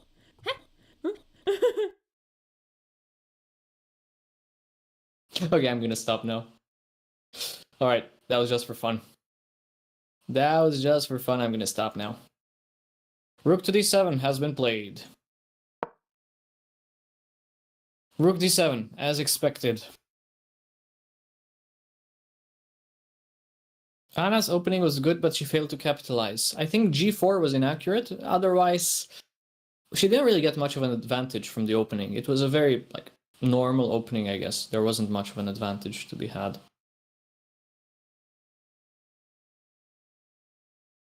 But yeah, let's see what happens next. Playing against the Caro is always a tough thing to do. It's one of the more solid openings in chess, and it's not so easy to crash through. You're just worried that she's gonna go for tactics that aren't there. Okay. Okay, so Akjet, where do you think the white king belongs then? Where would you put the white king? Because to me, the king on d3 makes the most sense. Although there are some pins, you imagine the king goes on d3, then there's something like bishop c5, you have to defend with bishop e3, then knight e6 comes, then you go knight f3, and suddenly f4 comes, and your bishop is gonna have to leave, and you're losing the d4 pawn. So it's not so clear. It is not so clear. The theory against knight f6 is queen to e2 not transposing to the main line. I think she was freestyling this opening though. I don't think she was preparing deeply in this variation. So it's entirely possible that she did not know queen to e2. Against Andrea, hello. Against the Caro-kann you play the Tal variation. Yeah, that's a very good one. It has some tricky stuff. Anna has been studying a lot, but not so much white repertoire in e4 c6. So she's been studying some e4 e5 repertoire, she's been studying some French from the black side, she's been studying endgames, but not so much e4 c6 for white. Can we just push a3? What does it do? I mean, I see the point. I guess you want to go b4 next? So you just want to go b4 and take control over c5, Matthew, right? Okay, so let's say a3. I think I'm gonna go king g7. And what do? You go b4. I suppose I'm going to play f6 here. And then you go where? You go to c1 or d2 and then go... I don't know where you go. I'd probably go to d2 and c3 here. Thankfully, g5 is not possible yet because that hangs. This pawn would check. So at least we have that going for us here. Let's say knight to e6. Oh god, I'm sorry, I blundered a knight for no reason. Oh, I'm blind. Oh my lord, I'm sorry. That's not what I wanted to do. Bishop c3, king f7 maybe. I don't know, guys. Now this move is coming. Now knight to e6 is coming. Is it just me or I kind of look like Lawrence Trent Really? Do I? Not sure if I should take that as a compliment. I mean, I still have a bit more hair than Lawrence Trent. It's not a lot. What if knight to e6 instead of f6? Yeah, what's happening here? Wait a second. This is looking... Okay, this is... I just go here. You take. I go here and you go c5 or what? This is unpleasant. This is unpleasant. This is not enough. This is not enough because he just unpins. He just unpins and now this is a threat. Yeah, I suppose this a3 maneuver is a bit slow, I guess then. Yeah, I also feel like our pieces should come back. I think our pieces should now come back. Like, bishop should go on c3, and the knight should be on f3. And in that moment, I think the king would be fine on d3. Because, I mean, the only way that white can push for a win is to start advancing the queenside majority, and in particular the d pawn. I don't like bishop e3 at all, Akjet. I really don't like e3 because f4 always comes with tempo. And your bishop is short of squares, so I would prefer my bishop on the long diagonal here.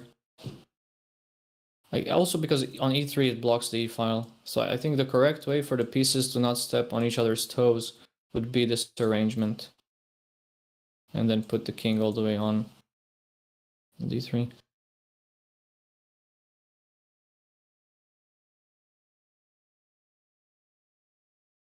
Okay, let me catch up with chat. Duda and Lawrence do a commentary when? Oh no. Oh no.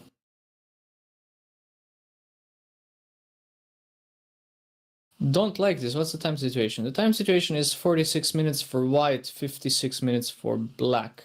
So we are down on the clock by 10 minutes at the moment. Okay, Discord, you guys are... What are you guys spamming in Discord? I'm getting a lot of notifications. Oh, it's just the DMs.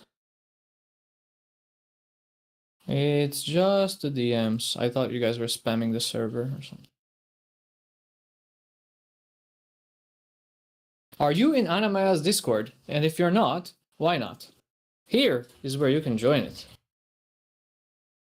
Trust me, I did not even know what Discord was 4 years ago. And whenever people were suggesting Discord, I was like, I don't want to do that. I don't want to make another account on some platform that I don't know how to use. Fast forward, we are in 2024, and Discord is like the #1 platform that I'm using to keep in touch with everybody, from students to friends to other streamers. You know, it's just a great platform. So make sure that you are in Anna-Maja's Discord. We have a pretty nice community there. Go Anna, that's the right energy, bold, cool. You are on Anna's Discord, but never go there. Fair enough. I mean, we're not going to force you to go there. But it is it's one of the best servers out there. Still like Facebook. I still use Facebook, but very sparingly. So like when I'm talking to people, nowadays I use Discord a lot. I use WhatsApp. So like WhatsApp for people that don't have Discord, you know, like my parents, for example. And then Facebook Messenger very sparingly. And also Instagram. I spend a fair bit of time on Instagram as well. It's pretty good. As a chess content creator, I think Instagram is one of the better platforms to be on. So I spend a lot of time there and almost no time on Twitter. So Twitter is one of the communities that it's one of the socials that I don't usually go on. The Facebook, Insta, and WhatsApp are all owned by Mark Zuckerberg. That is correct. They're all under the same umbrella. Hello, 7 Seas Mariner. X, formerly known as Twitter. Yeah, we're just gonna call it Twitter, I guess, for now. 7 Seas Mariner says, hates this kind of position where it seems that the opponent has easy moves and you feel pressured to play for the win or to keep the initiative. I don't think white has the initiative, actually. So this is the problem. It might look like structurally white is better, but I think the pieces are a bit misplaced, in particular the minor pieces. So any sort of presumed white initiative will not be there until we rearrange our pieces more actively. Bold Cool protests stopped using Facebook and Twitter because you don't want to support horrible up to you, man. Entirely up to you. Vlad, would you like to play with white or with black? Can I say neither? I like the control of the open E file for now, but I'm also afraid that as soon as I move the bishop away from G5, black is simply going to contest the file with rook to E7, and we're going to have to trade. So I do like white slightly. I like white slightly. Even if we trade rooks, I think white has an opportunity to create a passed pawn later in the game on the D file, and that should give us some sort of long-term initiative. But in the short term, she needs to fix the placement of the minor pieces. But I think I have slight preference for neither, and then slight preference for white, I guess. Hello, Mr. Babak. And Blind Will. Blind Will is sending hearts. Where is the guy from yesterday who was spamming hearts? I really miss him. I miss the random guy who was spamming the purple hearts. You guys are trying to cosplay him, but you're not posting enough hearts. There should be more hearts.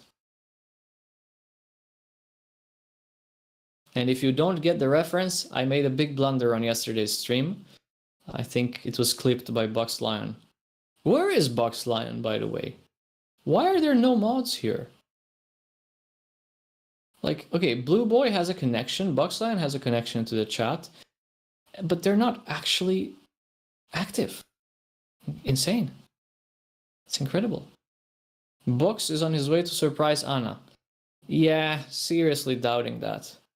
I am seriously doubting that. Okay, Anna is down 15 minutes on the clock now. So let's hope that she's going to make a move soon here. I still think that bishop to d2 is the move that I'd probably go for.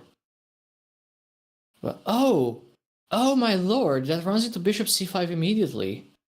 Oh my gosh, guys, this runs into bishop c5, and you can say bye-bye to your pawn. Oh no. Box is lurking. Okay, so he actually has sound on. Matthew is spamming the hearts correctly. He's doing the right job. We need to play knight f. Yeah, okay, so this bishop to d2 actually runs into an immediate tactic. Wow.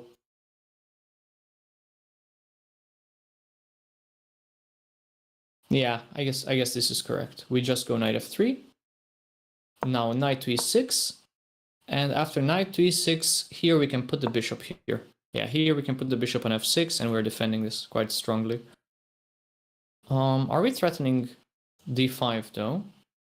Like, let's assume that black is going to make some random move that doesn't really do much. Are we threatening d5? Probably not, yeah? Probably not threatening d5. Why not? Takes. Here, check, bishop f8, and you have no actual way to keep the pawn on d5, and h3 is hanging with check. There's nothing here. Okay, so after knight f3 and knight to e6, presumably we still go bishop f6 here, as we said. What else is there to do? How can black really evolve in this position?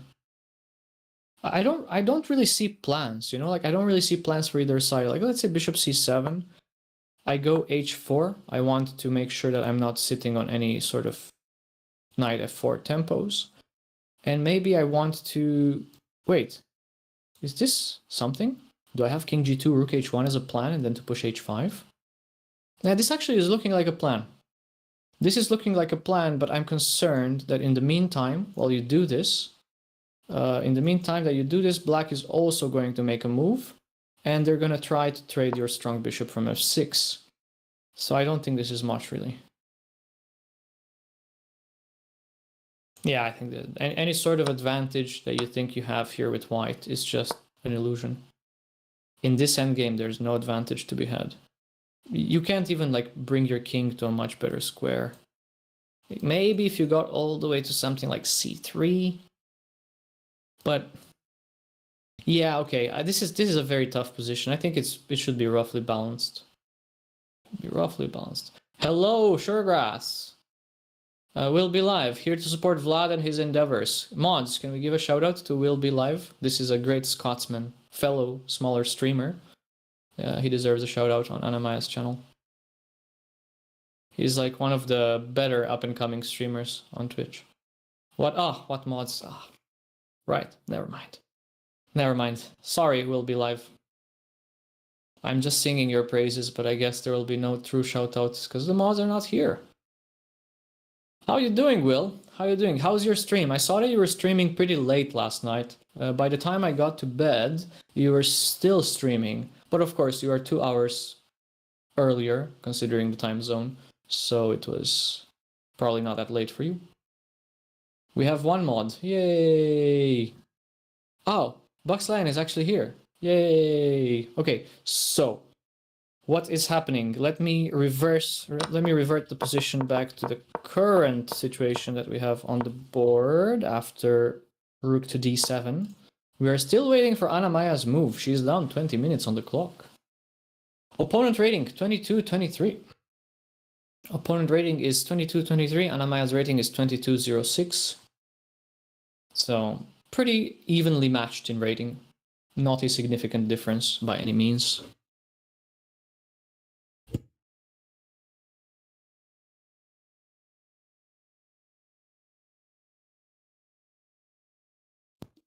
Look at me being a professional broadcaster and muting while I'm sipping on my water. So I'm not inadvertently giving you guys some Vlad sipping water ASMR.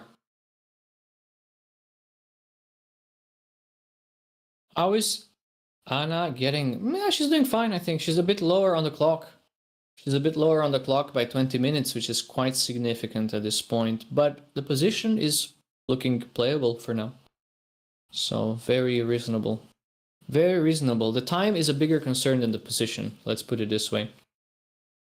So maybe she thinks she is much worse here because of the weakness of the d4 pawn.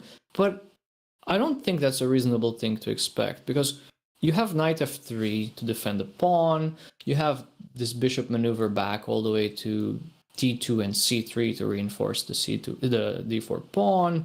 I really don't think there's any time to panic here.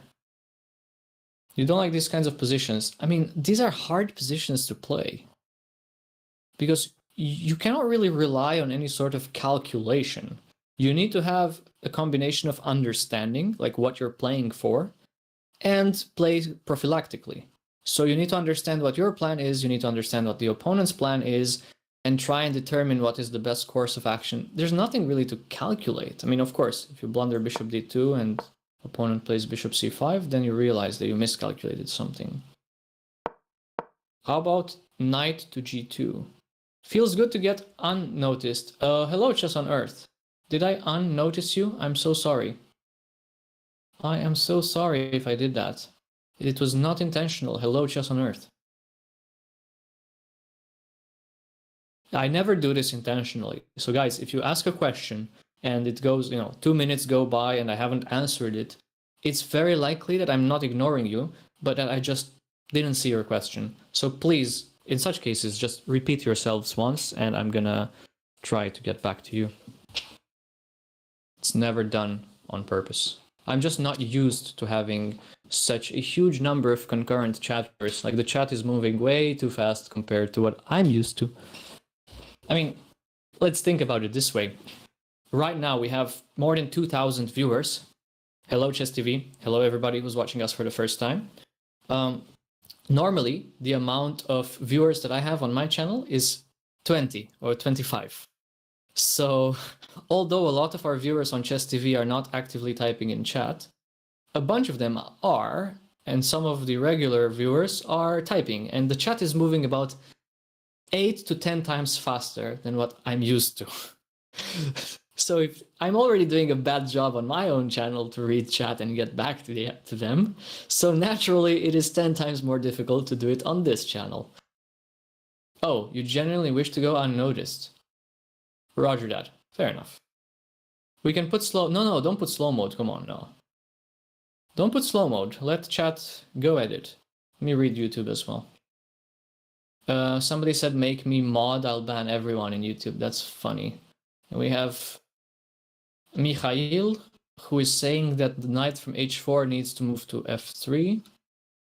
What is more worrying, says Julian, is that often after a long think, players tend to make some mistake.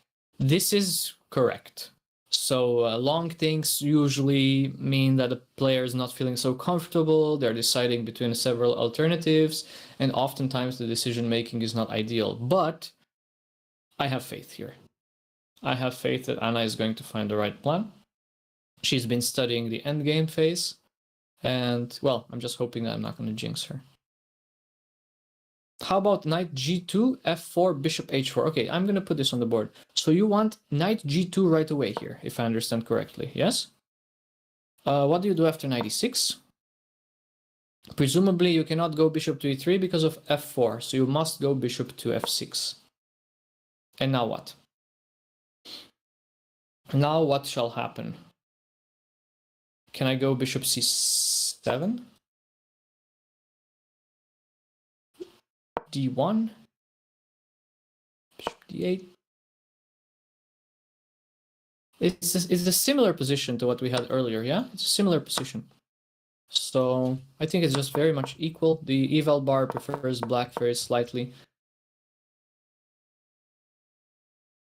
What is the favorite command meant to do? Suregrass, long thinking time increases the tendency to make mistakes. This is what Vlad has pinned above his bedside table. Actually, okay, wait, can I do this? Let me see. So, talking about the bedside table, I don't know if I have a bedside table, but I can show you that there are actually some chess trophies right there. It's like, I'm clearly a much worse player than Anna-Maja, but I did also win some trophies from playing chess in the past. So I don't really have anything. Look at Vlad flexing. I don't have nearly as many trophies as Anna-Maja has, but okay. Right. Hopefully the camera angle is fine now. Trophy cabinet flex. All you saw was fishies. Yeah, that's a painting. KC910 with the smooth emotes, spamming them from my channel. Hello. Anna is on another level, but Akjet also has his. Yeah, well, we're both... yeah, it's the Goblet of Fire. The difference is I did put my name in this goblet.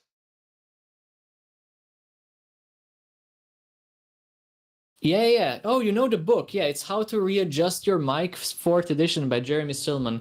I'm very sorry that I'm using... I mean, it's such a thick book that I'm using it as a microphone stand to bring the mic closer. You missed the Astros jersey.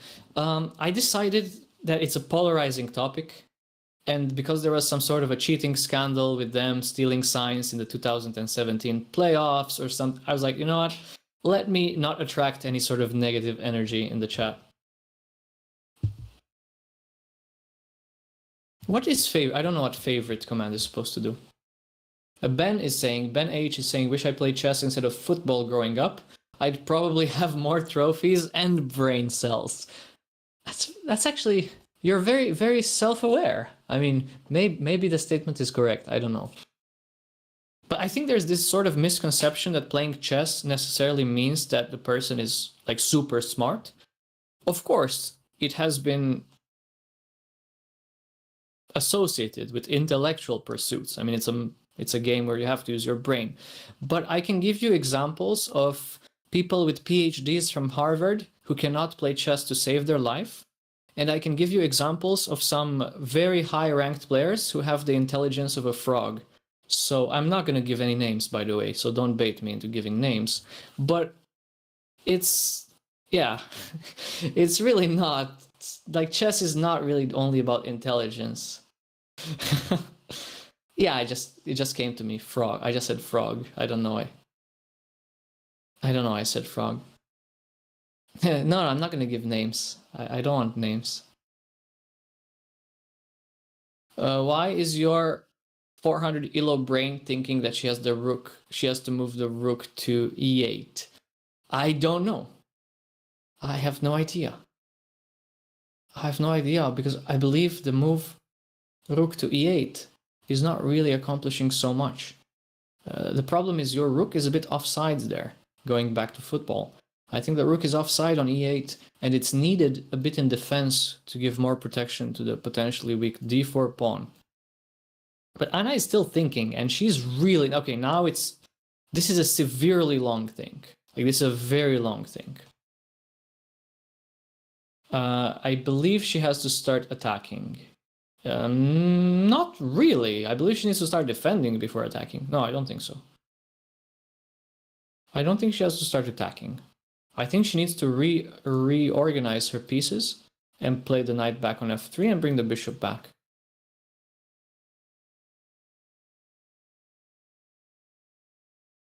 Okay, now the chat is moving really fast.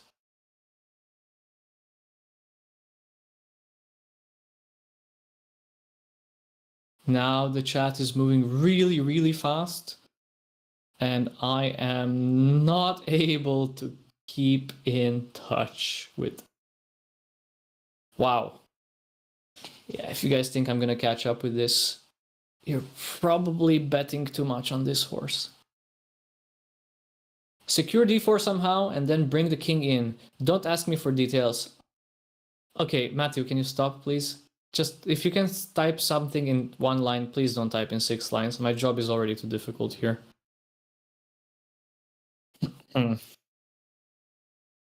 350 elo because you have a 100 elo brain.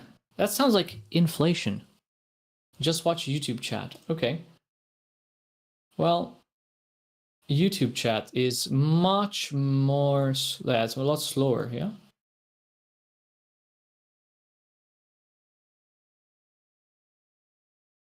So people on YouTube who are asking who am I and who's the host, I also have a YouTube channel. So if you don't have Twitch and you want to go on YouTube and drop a like or a sub or whatever, I posted a video about 2 weeks ago and the channel name is Vlad Chess. Illegal! So if you type in Vlad Chess on YouTube, you're going to find my content there. And since I'm a coach, I'm a FIDE national instructor, I specialize in instructive content. So, you know, like analyzing some games and discussing some concepts, giving some opening tips. It's a very small channel though, so don't feel pressured into anything.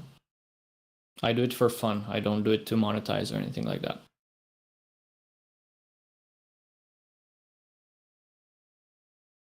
Matthew, you're not that slow writing on the phone. You're not that slow. Gift sub by Stuckfish to Chess on Earth. Thank you so much for the gift. Thank you, thank you, thank you. Definitely getting a sub based on... Oh! Prage, thank you. Very nice to hear that. Appreciate it. Okay, c5 has been played. So Anna has gone for this move, c5. We were previously discussing this idea, but I think the engine doesn't really love it. Looking at the... but I guess it's Vlad and then like underscore chess. I don't even remember my own YouTube, guys. Like, is it with one underscore or is it with no underscores? I think it's just at Vlad Chess. Like, there's no space even. Just at Vlad Chess. And, well, you should recognize me by the face there. I don't look like Kramnik. Yeah, it has to be something like that. There's a screenshot in Discord. What are we talking about? What are we talking about? Check the Discord in the thread. In the thread, you should check the Discord. That is such a good screenshot. Well done, Bucksline. It's wonderful. That is really wonderful. Who doesn't know Vlad Chess? Am I famous, Avon? Am I famous, Avon? Why am I famous? What am I famous for? I didn't know that I was renowned in any circles. The pineapple pizza stare was glorious. Guys, we should prank Anna, however. We should one time just prank her and actually get her a pineapple pizza. Hello, Caleb. I'm famous for not being famous. There you go. That's the answer. That's the answer I was looking for. Thank you, Sean, for posting my YouTube channel in the Twitch chat. Vlad the Impaler. I stopped doing that. I stopped doing that. Prank Anna. Count me in. Give me your ideas. Well, I mean, pineapple pizza. I have an infamous no reputation. That's excellent. So we had bishop to c7 played. Let's keep our eyes on the ball. Can anyone beat Chess on Earth on leaderboard? Well, I don't think so. I don't think so. 634. That's a lot. That's a nice number. I stopped impaling people when I started playing the Najdorf, because basically playing the Najdorf has the same effect, and it's less cruel and less blood. So,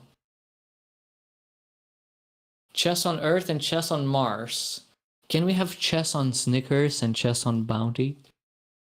Do I stream? Yes, I do stream. I have a Twitch channel called Vlad_chess. Use the host command. Ah, they're just trolling. Okay. Just trolling. Chess on Twix. Hey man, that's the right way. That is the right way to play chess. Have some snack.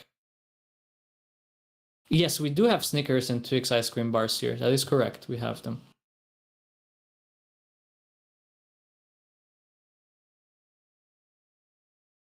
Why did Anna not play the witty alien gambit? Who is more comfortable in this position? I believe black is more comfortable, especially because of the extra time. Right now, black has 55 minutes and white has only 23 minutes.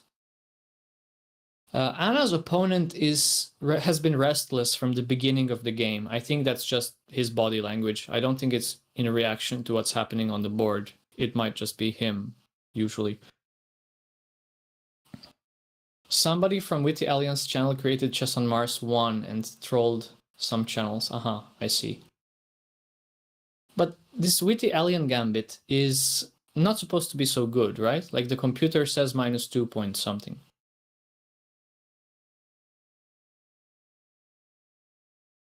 Half the videos about the Alien Gambit are, how do I play this again? Okay. Some move has been played, rook to e8. This was the best move in the position, in fact. Yeah, of course, it's better in bullet. So I think black is more comfortable both on the position and on the clock. Although in terms of body language, he might appear more restless. I think it's Anna who is a bit concerned here. Okay. We are expecting the move king to g7 almost immediately. King to g7 is forced. So I really don't see. The computer doesn't always know best. It does know better than me, though. I agree with you. The computer doesn't always know best, but compared to a 1900, 2000 ELO like me, certainly does.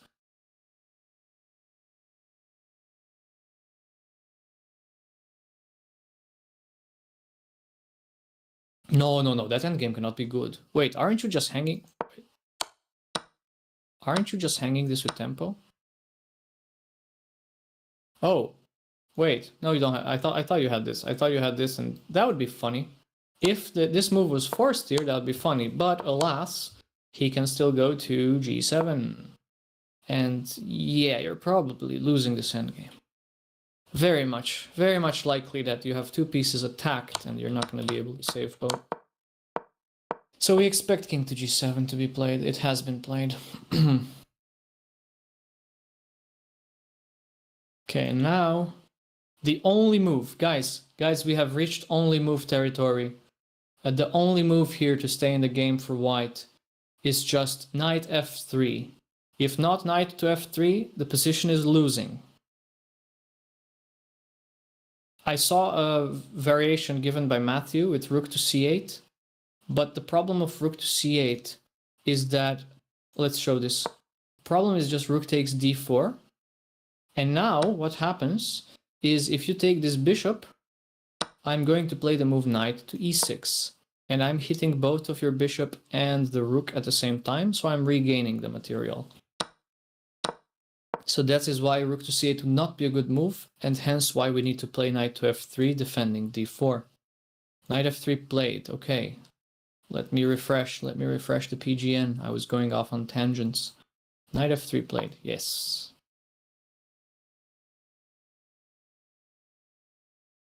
Yeah, bishop h6 is just losing. I mean, I guess I showed you, right? I showed it why. You're losing d4, it comes with tempo at the end, and that's a clean pawn. And the black rook would be more active.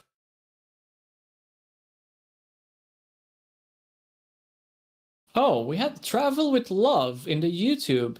Thank you so much for the $1.99 and the let her win. That's an interesting message. I don't think the opponent is gonna let her win. But we can root, we're definitely rooting for her to win here.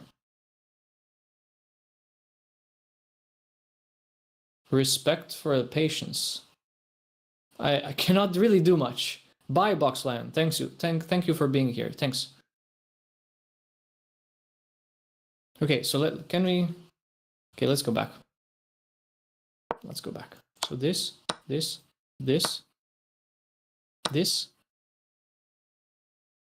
You don't think rook to d4 was best, yeah? Maybe king g. Wait, is king g7 good here? Yeah, maybe king g7. See, take. Nah, takes is bad. Takes is bad. What do I do? Maybe I just play positionally. Maybe I just do this. I don't know. In any case, let's go back to the position on the board after knight to f3 here. A lot of things have happened. Knight f3, knight e6. Knight e6 on the board now.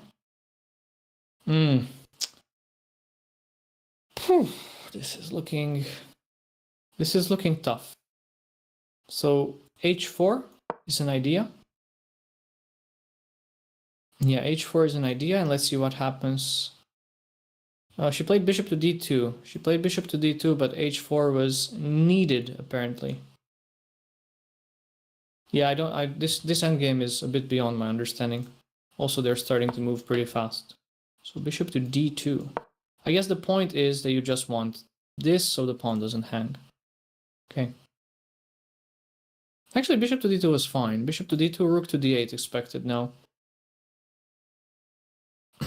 All it takes is one dubious move for the opponent and the entire game changes. I agree, but he has so much time. He has 30 extra minutes. So, you know, he has a lot of time to calculate the best option.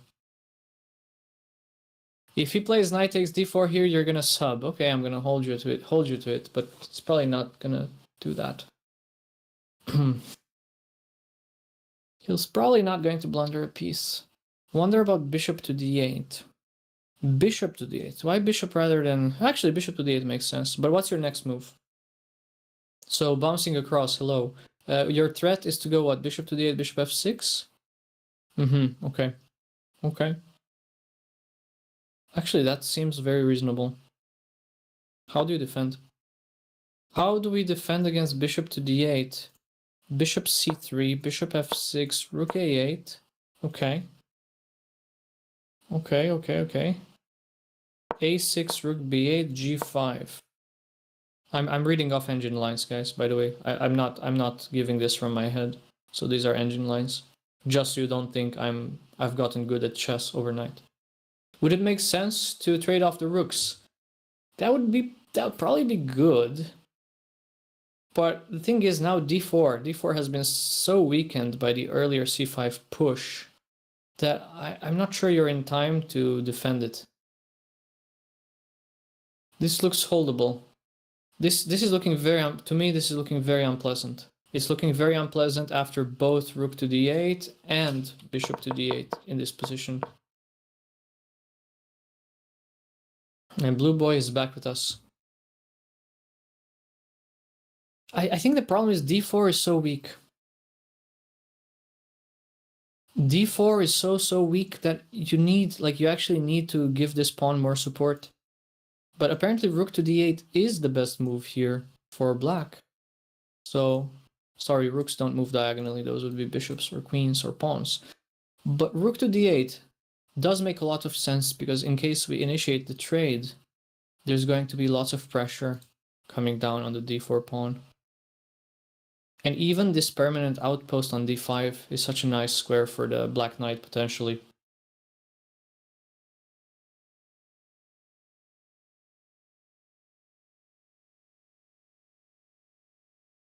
Yeah, so I think here it's going to be quite difficult for white to keep d4 defended sufficient times. Yeah, bouncing across, that's probably a true statement. It's feeling so difficult to find the moves, but then again, black needs to find some precise ideas also. Man, my eyes are actually hurting. Oh, too much staring at the computer screen.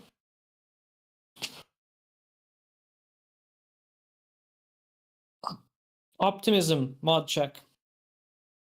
Yeah. We are trying to be optimistic.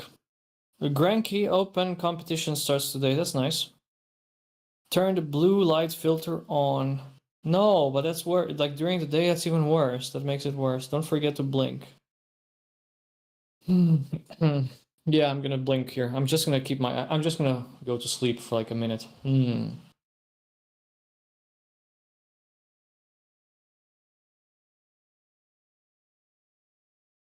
Rook d8 played. Okay. Rook to d8 has been played. Best move. That is the best move for black. We have to take.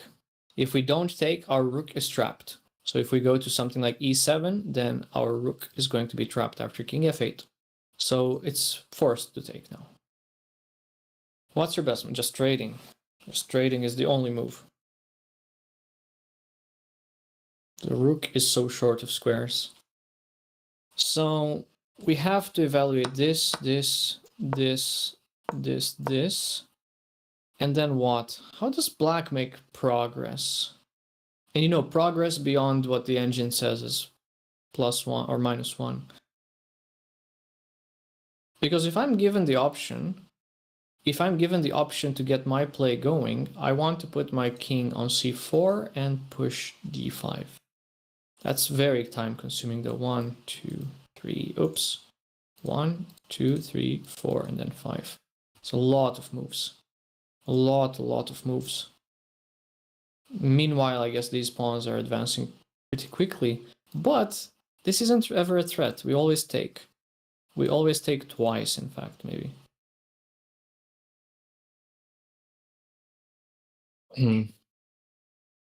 d5 isn't happening because of knight f4. In which variation, though? Like, when I have my king all the way on c4, I can always play for d5, no? This is not clear. I mean, I don't think it's clear to anybody, but I'm a bit concerned Anna is taking time here. I'm actually really concerned. She needs to take on d8. This is a forced move. Nothing else really works. Ah, I see. So you mean you just install the knight on d5 the moment I get my king to d3. Good point. Good point.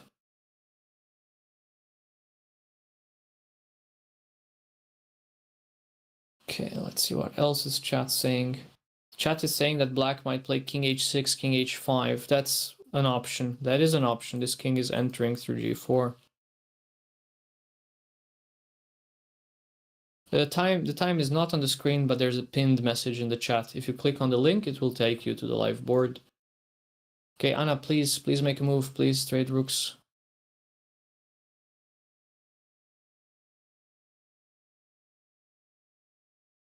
Well, the knight on d5 would be a very strong piece, but it's not like doing much per se. So we are in this, guys, we are currently in this position. Black has just played rook to d8, and Anna is down under 20 minutes now. 20, so she has 19 minutes, opponent has 49 minutes. 49 minutes for the opponent. Oh my gosh. Oh my gosh, guys, this is concerning. The time situation is still a bit more concerning than the position on the board.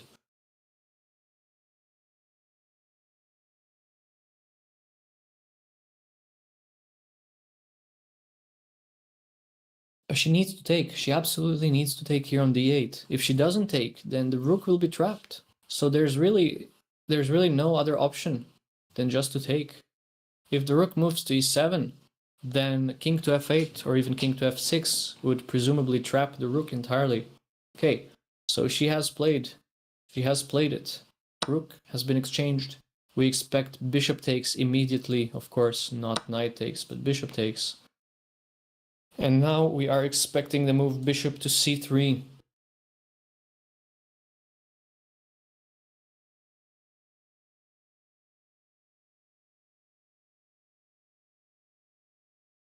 Did I miss a tactic? I guess I missed the tactic. So apparently in this variation with rook to e7, this isn't so good because this, and this. Ay. The difference between trapping the rook and losing your rook is where you put the king. King to f8 would trap the rook. King to f6 would lose material. So thankfully Anna has traded here. And now she needs to find some plan. And bishop c3 or pawn to h4 are both okay. King to f1 doesn't do enough. Yeah. Hello, Macron. Yesterday's game, yeah, so chat got it right. The two players, so Anna and Serafin, both are on 0 out of 2. If she loses, no norm is possible. That is mathematically correct. Yes, you're correct.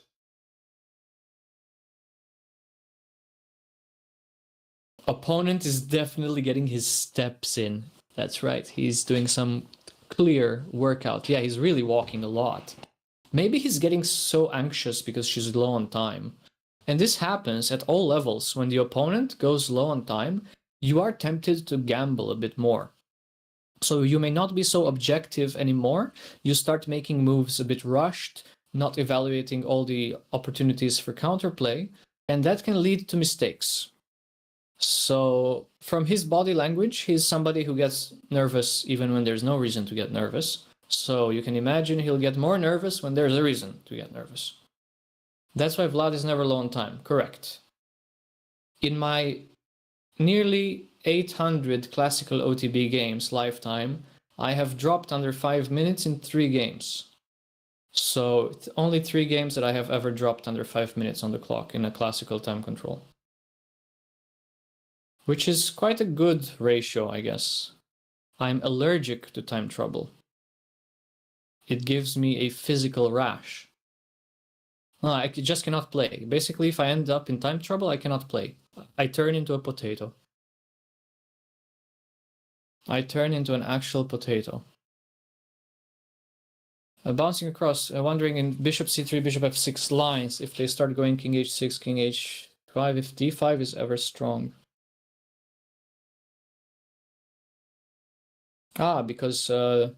Because bishop takes c3, d takes c6.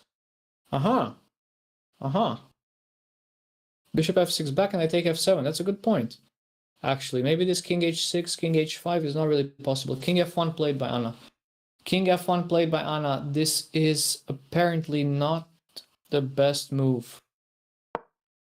This is apparently not the best move, because now after bishop f6 and bishop to c3, black gets the move g5 through, and the threat of g4 cannot be stopped. So that is why h4 or bishop c3 first before king f1 was needed. How do people discover tournaments like this one? It seems to have a small amount of people, but all are title players. This is an invitational tournament. The organizer personally reached out to the players. Presumably they reached out to more than just 10 players. Maybe they invited 20 and 10 of them accepted. But yeah, this is not good, guys. This is not looking great. This g5 is a really strong idea now.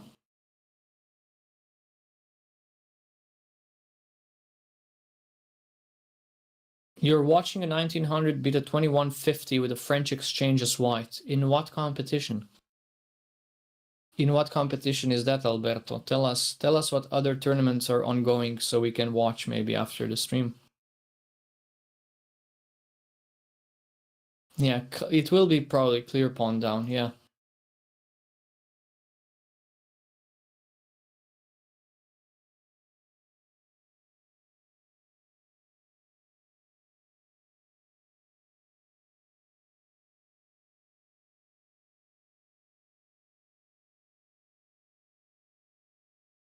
Catalonian Championship. Assuming we lose the d4 pawn, do we want a knight or a bishop endgame? Conventional wisdom dictates that knight endgames have the same evaluation as the respective pawn endgames. So I guess you don't want a knight endgame. But conventional wisdom also dictates that same color bishop endgames with an uneven number of pawns should be winning for the side with more pawns, especially with so many pawns still present on the board. So the correct answer to the question is probably neither of those two endgames would be enough to hold. What about knight versus bishop? g5 does not feel like most obvious move. Why not? I think g5 is very obvious here. Bishop better here. No, I don't think so. I think if we played knight versus bishop, we had more chances than in all of the other combinations. So if we play with knight versus bishop here, we might hold. Bishop versus knight, I don't think you hold. I don't see how you even attack it. Yeah, g5 has been played. g5 has been played. Very obvious move, in fact. Oh, Heir Apparent is here. Heir Apparent has come back. I guess that she was gone and then Blue Boy was gone.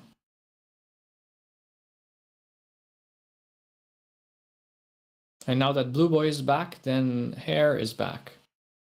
Hair, can you send me some of yours? I have a little like patch here on top of my crown that needs some little patching.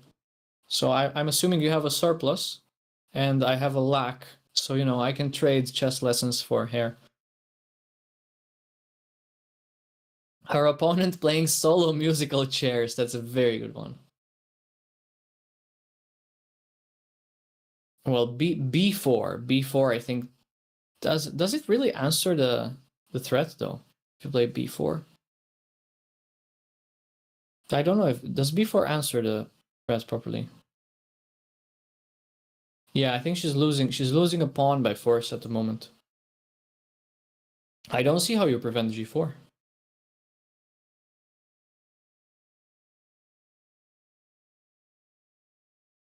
Yeah, also I do believe that the only chances for white in an endgame down a pawn would be to have some sort of material imbalance. So like bishop against knight or knight against bishop. The equivalent endgames should be objectively lost.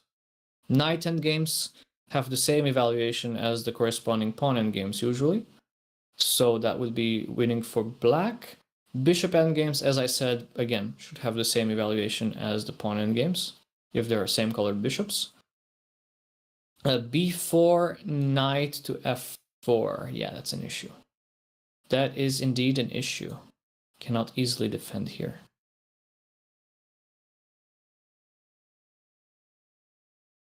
Okay, so Alberto, what line? It is still white's turn to move. So what do you like? Okay, let's say b4. You know, just b4 for argument's sake. Here, here.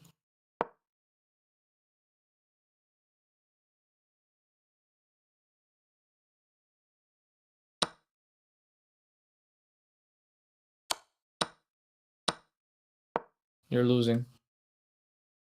You're losing this endgame. You're losing the b pawn. No way to. Well, you could also choose to lose the a pawn if you want, but that just like loses another tempo. Yeah, I think this should be lost. I think this type of endgame should be lost for white.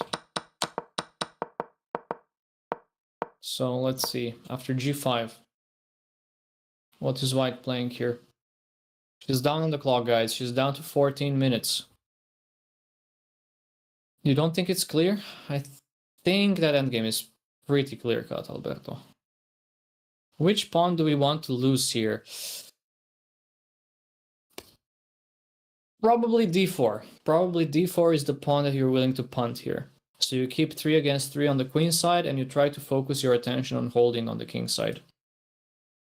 Like, I'm assuming that losing h3 would be a disaster, because then d4 still remains weak.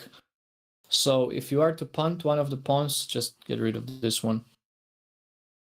When he's from the table, when he's away from the table, Anna could steal a pawn. Now that would be funny. It's also highly against the rules and highly prohibited. Top engine line: king g2, king g6, king f1, because of course.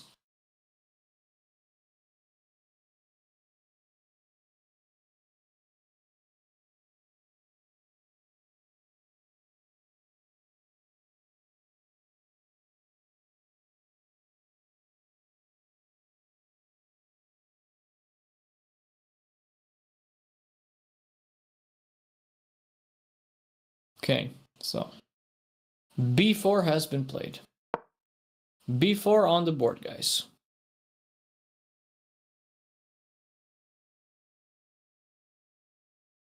Yeah, c5. I think c5 was not good. So the problem is with c5, we halted our play on the queen side. And that rook to e8, the idea of rook to e8 was probably slightly inaccurate.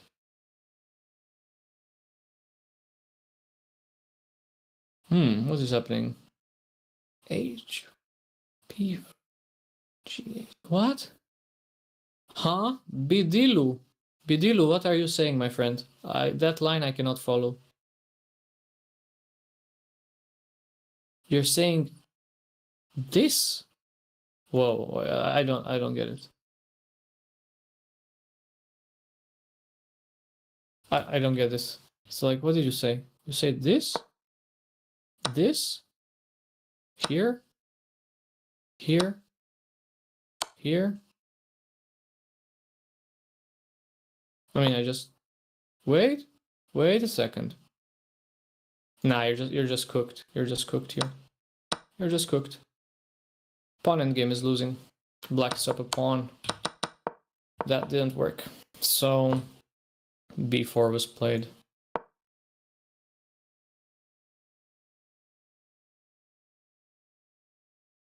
Okay, what's he playing? What is he playing? Is he reaching for the knight? What piece is he reaching for? We have more than 2,000 viewers still. Holy moly. Chess TV, based Chess TV. Welcome guys who are watching Anna-Maja's channel for the first time. The position may not look so great, but we are still rooting for her. Knight to f4. Knight to f4 has been played. This is the best move. This is the best move, and now Anna has to go all in. This is the moment where you go all in.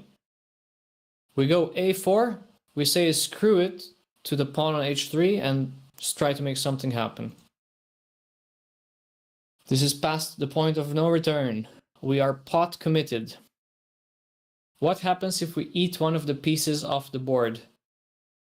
I don't know, man. That's a bold strategy. Like, actually, when you say eat, you mean it in the sense of putting it in your mouth? Or do you mean like actually just stealing the piece off the board? Because I'm not clear on the terminology, what it means to eat in this situation. You need some ketchup. a4, knight h3, b5, we might have some chances. Let's go. Probably a trip to the ER. Yeah, having wood lodged in your digestive tract. No, this doesn't sound right. Yeah, let's go a4. Let's go a4. Was it just Sam Sevian who took the king off of Hans's board and just like took the crown off or the cross off? Yeah, that was Sam Sevian.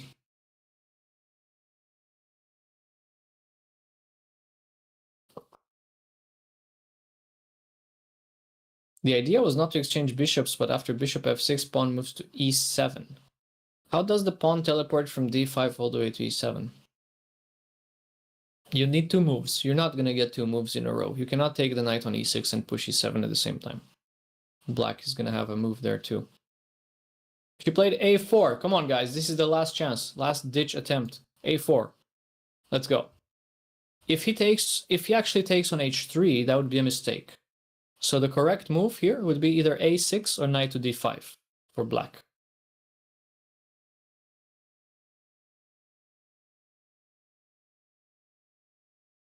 They have, in St. Louis, they have pieces, kings with removable crosses for religious reasons. Oh, okay. That's interesting. Come on, bud, blunder for the content. Yeah, it has reached, we are in that point now. We want him to blunder for content. Knight d5 only move winning, but a6 is also pretty winning. He's very twitchy. How's the clock? He has 45, she has 12 minutes.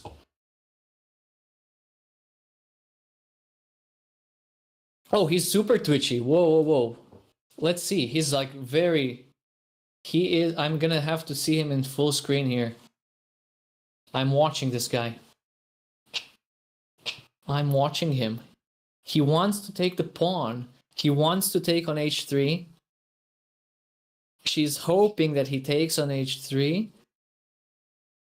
Ah, he sees free pawn. He's like Golem with the one ring. He cannot resist. Must have the precious. My precious.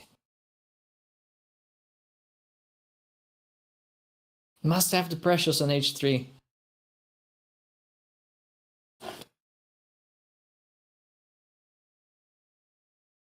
Let's take the precious. He's nervous because he sees a free pawn. I mean, clearly it's a free pawn on h3. You just have to take it. How else? How can you resist? Take the pawn. Take the pawn. It must be taken. This is why I'm a 1900, guys. He took the freaking pawn. Let's go, Golem. Smeagol wants pawn.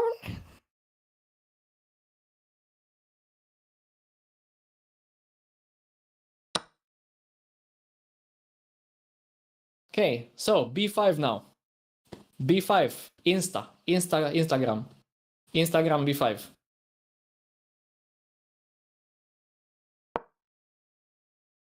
Yes. Yes. Very nice position. What is the threat here? Wait, guys, what are we threatening? Like, forgive my dumb question, but are we... Wait. No, we're not threatening this, are we? So, I must be terribly off here, but what happens... Oh, wait. Let's say if g4. Okay, let's say g4, yeah? b6. And what happens? Wait, no, why is b6 a move here? Huh? I think the engine is drunk. What is the... Is this winning? Is d5 winning here?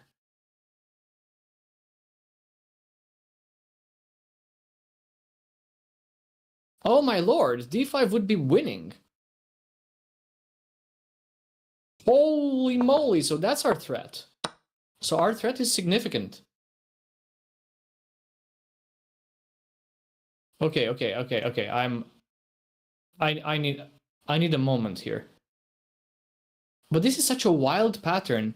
How often do you see, like, actively trying to close the position so you're threatening the decisive breakthrough? This is a very uncommon pattern. Guys, this is not a common pattern at all. Like, usually you don't want to close the flank because, especially d5 is, you're not even close to queening, and this breakthrough is actually decisive. Okay, guys, let's hope he plays g4 next. And if g4 and we find b6, we might be close to winning. Hello, Hannah. How was your stream? Thanks for the raid. Welcome, Hannah. Hello. I cannot say hello. I just cannot say it.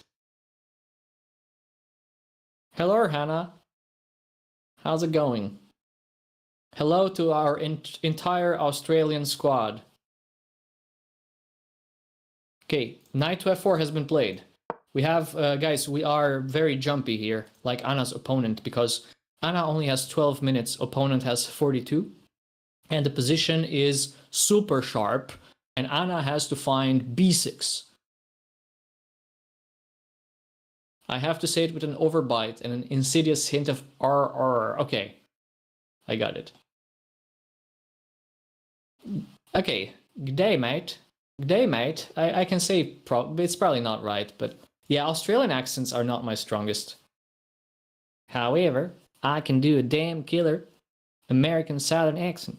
Because, you know, man, I was studying in Texas for 4 years, and honestly, it was the best 4 years of my life. Blind Will. I'm not a fellow Aussie, no. Yeah, no. Okay, what's happening? Guys, let's not talk about accents. The position is very interesting. So let's go back to the position. b6, the only move for Anna. The only move for Anna to have an equal position. What a crazy game this is. What a crazy game. Can I do a British accent? Not too well. Not convincingly. But I can talk like Gollum, if you ask chat here. So. Which British accent? Very, very good question. Knight takes g5. Play it out. Why are we blundering a piece? Are we blundering a piece? We're kind of blundering a piece. Okay, fine. Show me what you got. I take your knight. Presumably you do what? You push d5? Push d5. I go f6. Now you do what? You take, take, take? So you take with the D, I take with the B, you push the B pawn, yeah? Okay.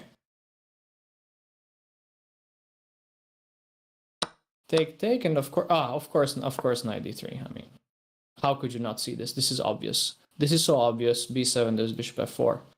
Noobs. Guys, this is some crazy stuff. So, we are in the live position after knight f4.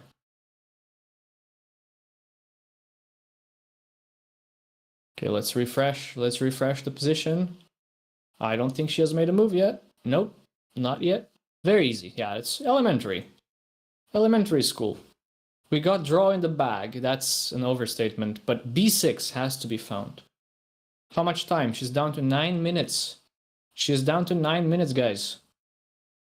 So Hannah, when is your next OTB tournament? I think I asked you about like a few days ago, but my memory is that of a drunk goldfish. So I don't remember. I don't actually remember. So after b6, a6, the idea is knight d2, c4, d6, b7. I don't know. I don't want to say yes to that. But no, I think the idea is to go knight d2, b3, a5, take. It's a similar route, yeah? You said this, but then he can probably defend some of the entrance squares. So this seems more logical. This is a crazy position. I mean, both sides can miss lots of things. This is one of those positions that maybe even grandmasters would start making mistakes in. First of all, b6 is not at all obvious. Like, I don't think b6 is even remotely obvious. Every time you watch a classical game, you get a primal instinct to go and play 50 bullet games. That's a good one. I like that. Captain SketchUp, don't underestimate us GMs, the ones in the chat, you mean? Or the real GMs. Can we play knight to e5? No, I don't think so. I think knight to e5 is not a good simplification. It's the type of endgame that you don't want. It's exactly the endgame that you don't want with bishop against knight. This is the least favorable endgame for white here. So b6, a6, and now chat is saying bishop d2. Why bishop to d2? I mean, why bishop to d2? That looks strange. Why don't we play something like, you know, more reasonable, like knight to d2 here? We want to have access to the a5 square and take on b7. And in case of knight, you can say knight d2, knight d5, yeah? Knight d2, knight d5 is an option. And now we simply hide the bishop. We hide the bishop here, and we go and target the b7 pawn. I actually think practically this would be very hard. Already this would be very hard to defend for black, because that pawn on b7 would be significantly weak. What happens after a5? In which line? Here? You mean here or what? I guess we just take it. I suppose we would just take that pawn there. GM ketchup and mustard. a5 in the position now. Oh, in this position, you want to sack b5 like this. That's bold. I take, and I ask you to prove to me that you have anything. You go a6, I take that one too. You go c6, probably just plant my guy over here. Yeah, this is nothing. This would be losing for a white. She found... Oh, Master Chess Dojo, thanks for the raid. Hello, hello, hello. b6 has been played. Okay, b6 played by Anna with 6 minutes on the clock. Let's go. b6. Okay, now he's gonna panic. Now his look at him. Look at him, guys. He's panicking. Panic is setting in. Yeah, Laws, I'm very happy. I'm very happy that Anna has found this. It's turning. The tide is turning. The tide is turning. He's completely sinking. Like his entire mindset is... You can see that his entire ego is collapsing. And she's staring him down. She's such an alpha. This is like the alpha Maya. Did somebody say panic? Panic! This is fine. Guys, we have a beautiful this is fine emote on this channel. So let me see it. Let me see it. Alpha Maya Kazarian. Exactly. Why don't we there should be an Alpha Maya emote. Like when she's just like staring down her opponent. Let's go, Anna. Let's go. I have to say it with Hannah's voice. Let's go. Let's go. I cannot say it right. I cannot say it right. I'm sorry.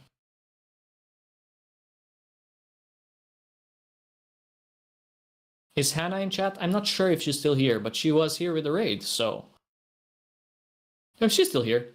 She's still here. Hannah cannot go away from the screen. First of all, there's Alpha Maya, who is playing very well. And then there's this amateur Patzer commentator who's giving all sorts of bad jokes and takes. But you guys cannot resist that, right? A, B, C, B. Okay, Akjet, what is this? A, B, C, B, knight d5, and now we just say, yeah, fine, take my bishop. Oh no! Oh no, my bishop! Oh no! I'm queening, haha. Joke's on you. Joke's on you. You think that will happen? I don't think he takes b6. You think he takes b6?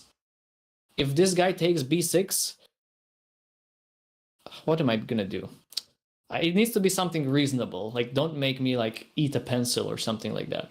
If he takes on b6, I'm willing to sign up for it there. You think he's gonna take? Eat a crown? No, I'm not gonna do that. No, it's too much, too much. Eat a piece. I'm not gonna swallow a chess piece, guys. I'm 32 years old, goddammit. I'm not 12. Do a dance. Okay, fine, maybe. I cannot dance, though.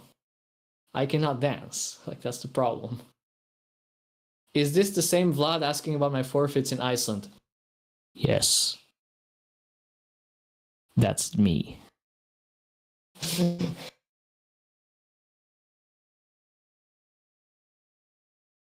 Have you ever seen a chess set with edible pieces? Do a stand-up comedy in Gollum's voice. if I do that, I'm not going to be able to commentate tomorrow. So if you want me to use my Gollum voice for like more than 3 minutes, you're 32 and my hair is 60.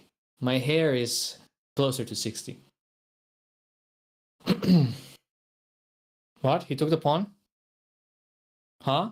No, he didn't take the pawn. Shut up, Alberto. Don't give me a jump scare here.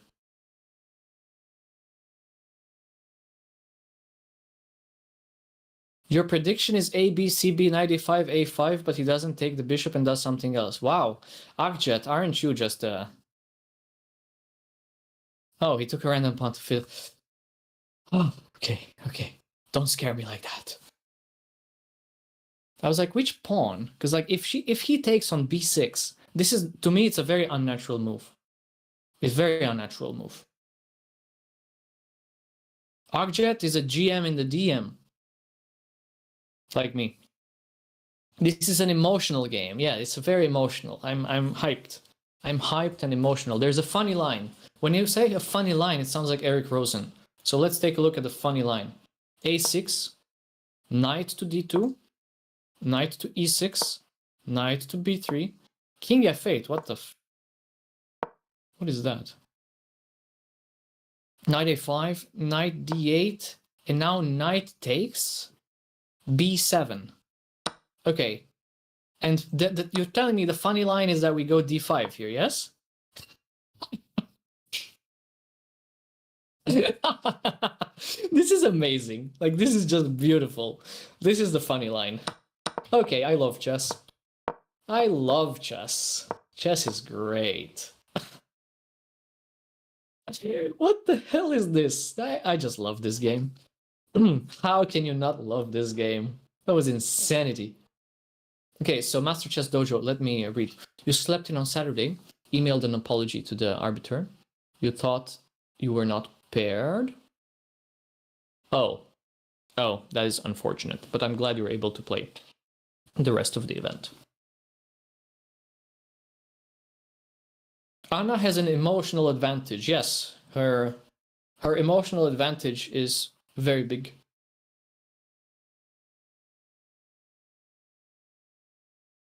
I have been ignoring YouTube chat. My bad, guys. My bad. I have been ignoring you, not on purpose. I simply forgot.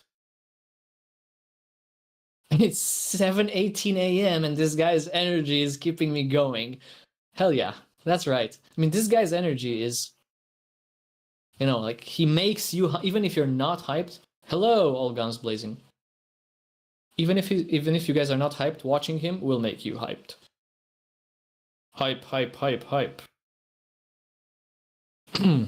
Man, this is something else. What a game. What a game. He invites YouTube frogs to Twitch. Why are you calling them YouTube frogs? Why are they frogs? Guys, I was told in Twitch chat to invite you all YouTube frogs to Twitch chat. I don't know what it means, but I'm just the messenger. Don't shoot the messenger. Is this a closed event? All of Anna's opponents seem so strong. Yes, sir. This is a WGM norm in the south of Spain. Illegal! Thanks for the 5-month sub, Master Chess Dojo. Good luck at the Spring Break Chess Camp. Spring Break Chess Camp. Have a Vlad great has stream. not a very high opinion GLN of great frogs. skill to at Anna-Maja. It's mostly their intelligence that doesn't really move me.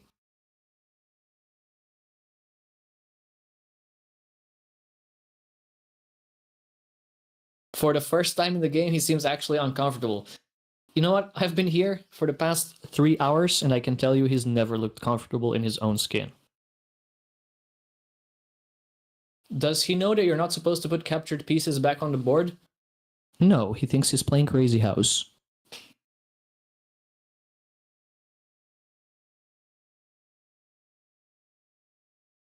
Are we sure that's his own skin? I mean, you've been watching too much Scooby-Doo. Although I don't think they skin people in that show. They're probably just wearing masks. Yeah, he's not gonna insta-move and go away this time. He's gonna stay there as penance. The Spanish Inquisition is on its way to punish Serafin for blundering this endgame.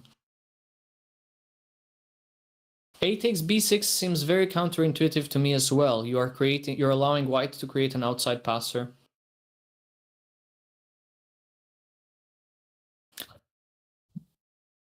How much did he pay for the new skin? Hashtag gamer vibes.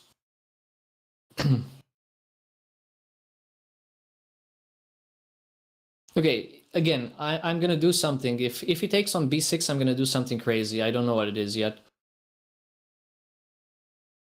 I'm gonna reach back for my operatic Luciano Pavarotti voice and blast the mic. Yeah, I'm just gonna put the mic in the red. I'm gonna give you a headphone warning before that happens. 30 push-ups. I don't think I can do more than 15, sadly. I'm a chess player. Do you really think my physical conditioning is high on the list of priorities? You're wrong. Can you sing opera as Gollum? No, I think those two clash. I think those two types of voices clash. Can I sing that time to say goodbye song? Maybe. Injured ally, have to go to bed. Thanks so much, everyone. Cheers, brother. Peace.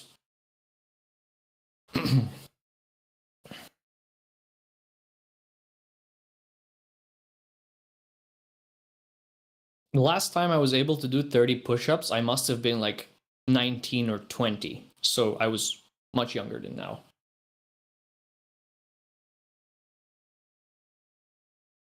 Don't chess players need some beefy arms for when time gets low in bullet games? Well, we don't really play bullet OTB that much. It's not so common.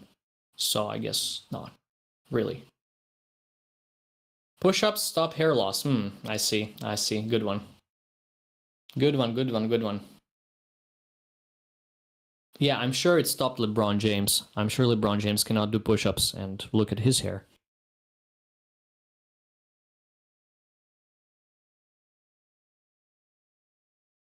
Yeah, A5 is not gonna happen. Bella ciao in the Gollum voice. I cannot even imagine how that... Like, I cannot imagine how it would sound in my head. What happens if the opponent accidentally places the piece in his hand on the board? He'll be told off by the arbiter and by Anna, probably.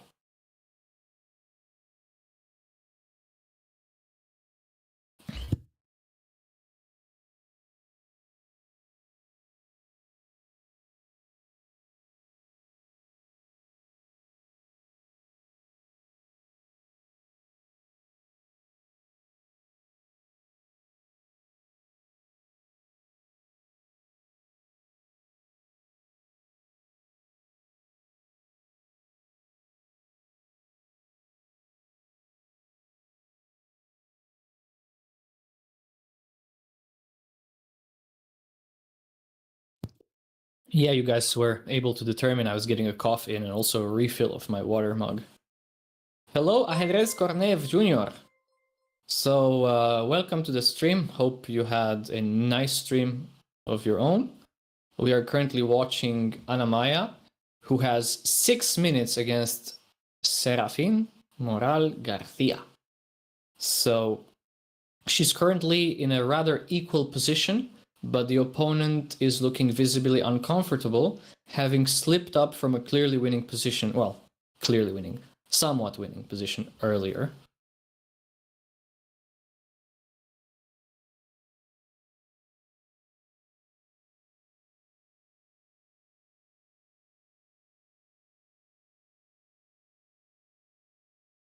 What are we talking about, Akjet? Akjet sounds like a 2-pack a day smoker. What? Oh yeah, that's true. He was talking a lot. Puke plus yawn equals spawn. That's the type of math we like to see in Twitch chat. He's down under 30 minutes. He's down under 30 minutes, guys. There is a potential for a blunder. What is the increment for each move? 30 seconds. Plus 30 seconds per move. Draw. I think it's very early to agree to a draw. It's very early to agree to a draw. There's a lot of play here. If anybody can create a passed pawn sooner, it is actually white at the moment. So... And that's a lot. You mean the increment? It's a typical classical tournament. There's nothing strange about the increment. Gar fried. Is Gar fried a play on words with Garfield or no relevance? No relation. If Anna finds the best moves in the next 2 to 3 moves, she'll have the better chances. Agreed. Akjet calls it the way it is. Akjet, my boy. Guys, Akjet provided such good commentary for Reykjavik Open. I was pretty much shitting my pants, thinking I will not be able to live up to his standard. But so far, the feedback has been mostly positive, so thank you for that, guys. Bro, Anna already has figured it out in her think time. That's a bit of copium. But let's prage. The games have been very exciting. The game has been very, like all the games she has played so far have been really exciting. Can I show you some possible moves for this position? Sure. So, basically there are 2 options for Black if he doesn't want to lose. Although, if he wants to lose, we're fine with that. So A takes b6 is one of the ideas, and then to put the knight on the blockading square, d5. The problem here is that we don't have to defend our bishop because our queenside pawns are so advanced. So for one tempo, we can simply ignore the bishop and make the claim that if Black were to take here, we're going to win. We're going to win because our queenside pawns are actually unstoppable in this very moment. Totally unstoppable. There is no way to defend against b8 queening.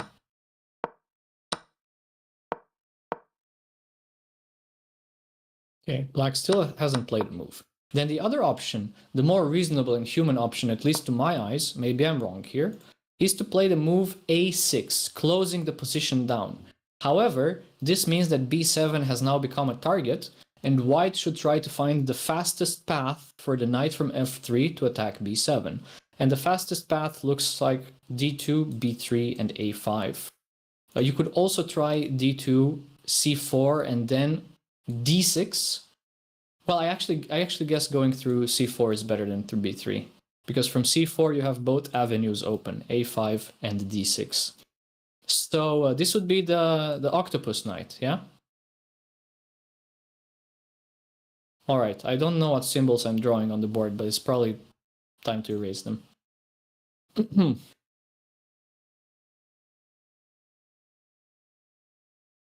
No, I mean that was not my point.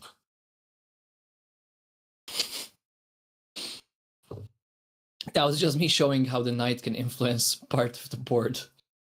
Blame chess, exactly. I'm gonna blame chess.com. Yeah, exactly. So okay, he has played a6 as expected. So I didn't believe he would ever take on b6, Akjet. Okay. Yeah, I'm gonna get banned for chess.com inadvertently making the knight moves as something else that shall not be named on this channel. Okay, so a6 has been played, and now Anna surely will find. She has already seen this idea. She has definitely seen this idea already. Yeah, knight d2 immediately. Come on, let's go. Hell yeah, knight d2. Let's freaking go. Instant. Now she's staring. She's looking at him. Let's go. Hi Sam, how's it going? Spam those emotes, guys. Show us your sub status. Well, I was gonna say VIP status, but VIP is one level above. Spam those emotes. Let's go. Knight d2. Knight d2. What you gonna do about knight d2?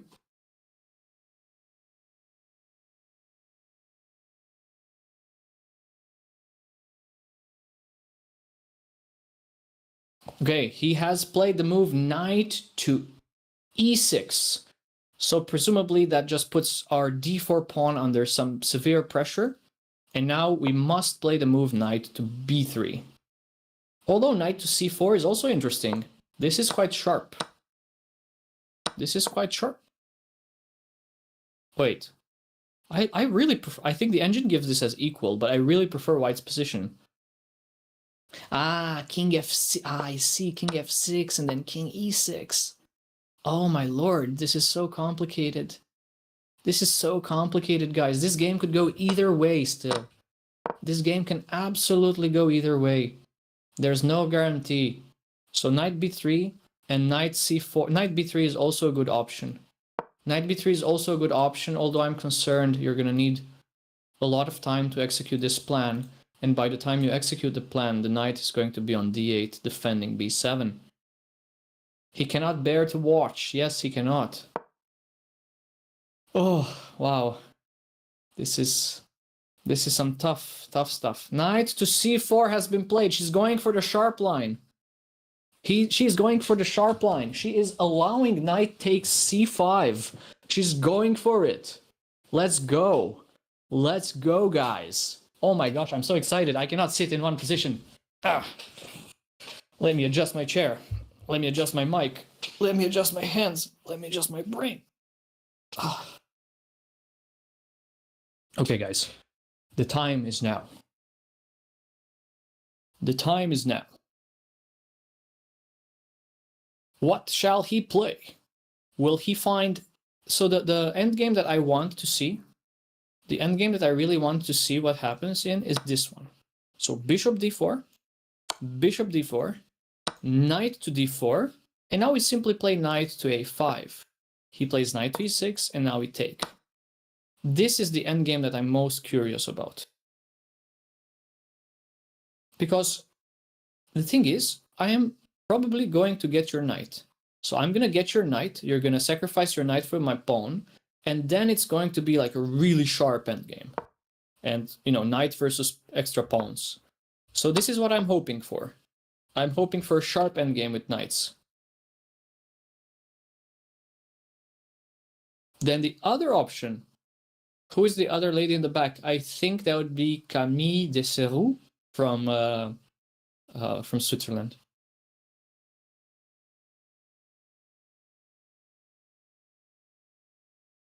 The other option is knight c5, pawn takes bishop, knight d6, and now we're going for this line that we already showed. This is crazy stuff, guys. Absolutely crazy stuff. I'm not sure how good this is. It looks fine. We are attacking both of these and we're checking the king. And presumably we're gonna take here. Wait, what's this position?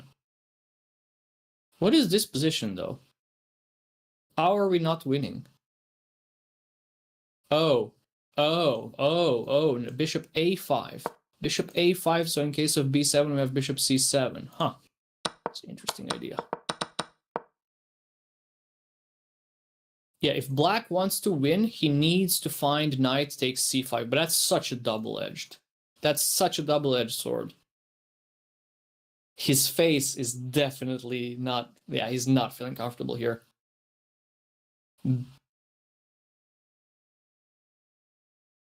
What is black's counterplay? So black's counterplay is to take on c5 and hope that these pawns are going to decide later in the game. Time, 5 minutes for white, 23 minutes for black. Is that how to reassess your chess under your mic? Hell yeah, buddies. This is a thick-ass book, and it's the greatest mic stand of all time because it's so thick. You gotta love a thick book to put your mic on.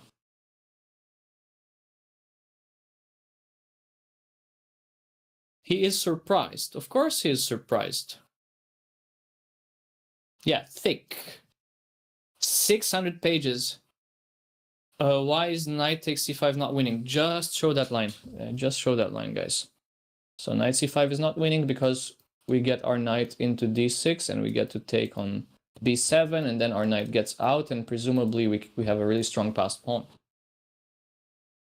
Rip Silman, yes, Rip Jeremy Silman, one of the best ever chess instructors. Vlad likes him thick, certainly if we're talking about chess books. You cannot judge a book by the mic standing on it, also true.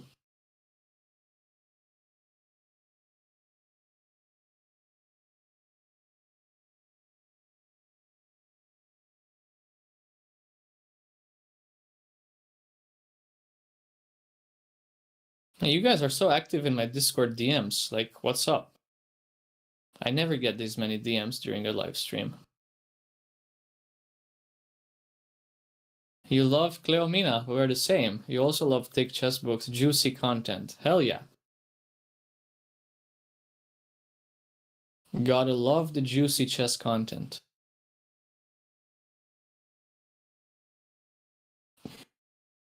Don't spam me. Don't spam me. Do not spam me. Okay, I'm putting myself on do not disturb. I was on online on Discord. I'm putting myself on do not disturb now.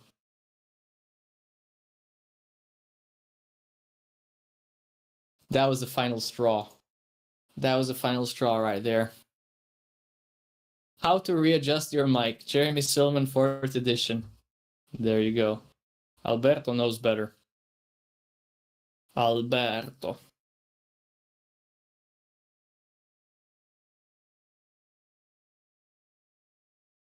Is it common to have Ulon to have it displayed on her playing card? Yeah, I'm assuming that is true. Like she just told the organizers she prefers the WIM title. Captain Ketchup, keep your eyes on the board. It's very exciting. Don't look in the distance. Who is my number one? Phoebe, Mandy, or Blue Boy? My number one is Akjet, and then my number two is Anna-Maja, and then everybody else is miles behind. Miles behind, not in the same league. What question is that? Knight d6, guys. So knight to d8 has been played. Black has just gone knight to d8, so he's going for passive defense. And now we're going knight to d6, and we shall attack both of these pawns, and we are putting really lots of pressure. So I think we're actually in a better position now. Not only do I think that, the eval bar also seems to confirm it. Akjet is a good choice. I agree. Akjet is a great choice. How the Terrans have tabled. Well, yeah, she has to see. She has to see the idea of that sacrifice with knight b7 and d5. Matthew, stop spamming me. But I'm on do not disturb now, so I'm not getting the pings anymore. Joke's on you. Joke's on you, Matthew. But it's okay, I'm gonna read all your DMs after the stream. Although I do have students. I have students as soon as the stream ends. Let me check my calendar, actually. I don't even know what time my student comes. I got some time. I got time to eat. I got time to go out for lunch or something. It's currently 1:40 p.m. and the stream is going to last a bit longer, I'm sure. And then I'm gonna go for lunch, and then I have some coaching sessions. After knight b7 sack, after the sack, you're not getting pings, but you see his DMs. Well, yeah, because I'm on do not disturb and I have Discord open, so I hate the sound of Discord. I don't like Discord sounds, so I put myself on do not disturb to not get those sounds.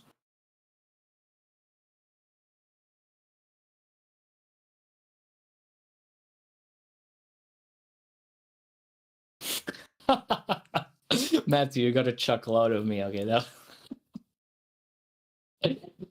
Oh, Matthew, that was a good one. Matthew always knows how to cheer us up. Oh my god. The Discord call sound is a banger. I'm not talking about the call sound. I'm talking about the... Oh, she finds knight a5. Okay. No. This is not... No, guys. No panic. Knight a5 is good. Knight a5 is good, guys. It is fine.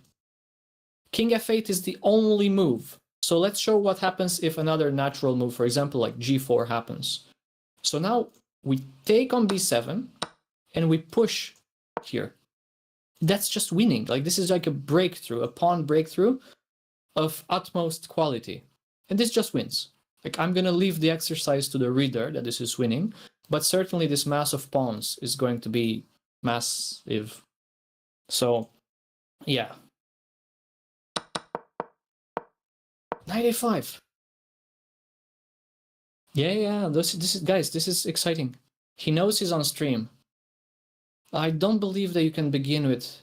No, I don't think you can start with d5. But if you start with d5... Wait, sorry. Can you start with d5? Probably not. Can you?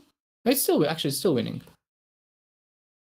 Is it as winning though? No, it's more winning to start with knight b7. King G... Whoa. What's happening? King G6 has been played. Guys, we're winning. We are winning. After knight... So knight d8 has been played. Knight a5. Now king to G6. And Serafin Moral Garcia has just blundered. And now we have the option to play the move knight takes b7 followed by pawn to d5, which just gets us a massive land mass. Wait, massive what? Massive crowd of pawns on the queen side, and once we get those pawns running, we're going to make a queen, and that's going to be unstoppable. So knight takes b7 has to be played. Landslide, pawn slide, whatever. Go, knight takes b7. It's happening. d5 has been played immediately. d5. This also wins. What a move. d5. Guys, this is amazing. I'm going to have an out of body experience. No spicy. Don't put words in my mouth. I only said that if black were to capture on b6 with a pawn. No, I'm not doing TikToks. I'm too old for that. Don't put words in my mouth. Let's go. d5. And now he is completely crushed. This is what when Fischer talked about crushing a man's ego, he had this picture in mind. We have Anna-Maja Kazarian against Serafin Garcia. And he is getting completely crushed in terms of ego. Let's go. Yeah, he looks like a crushed man right now. He is... She's so giddy. She's so happy. I'm also very happy. I'm so happy. Happy. Let's play the soundboard, guys. I think it's time for more soundboard now. Happy. Where is the happy? Oh yeah, here we go. Happy.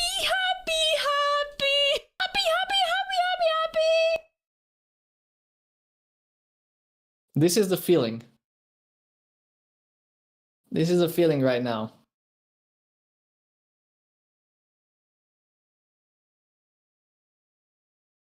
I'm so good at chess.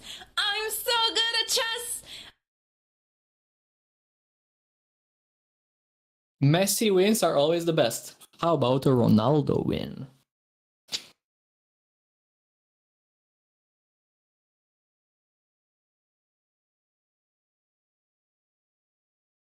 Can I play this when I call her later? Sure, why not? The I'm so good at chess is very good. He is distressed. No, this is the guy's ego is crushed. His face is red. His leg is twitching. This is... And he's leaning so far ahead on top of the board. Oh my lord.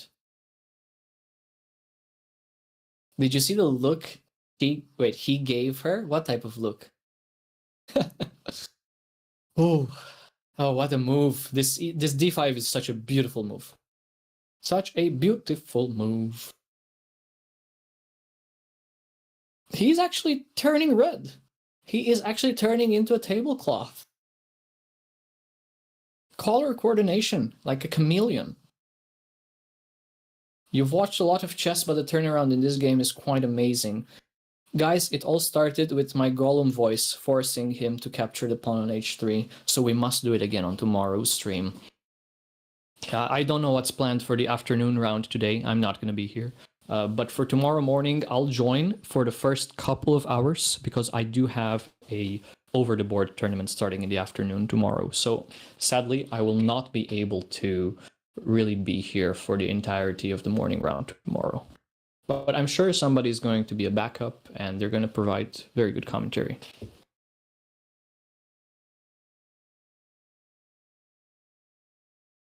It's precious. Give us the punch. Give us the punch.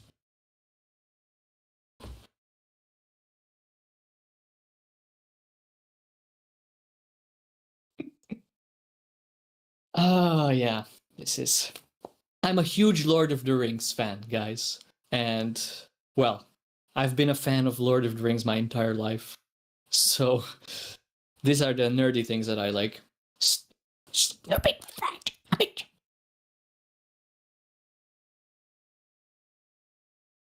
Is Andy Serkis in chat?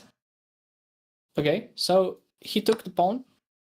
Okay, but we still have to be precise, I guess. Wait, guys, this wasn't, our continuation was not correct. Guys, we should have taken on b7. We didn't take on b7. This isn't right. This isn't right. We didn't take on b7. We took on f6. That's not right. Oh no. Oh no, I was getting really excited. Oh no. What happened? What happened? What's going on? I'm baffled. What? It's moving too fast. It is moving too fast. So this happened.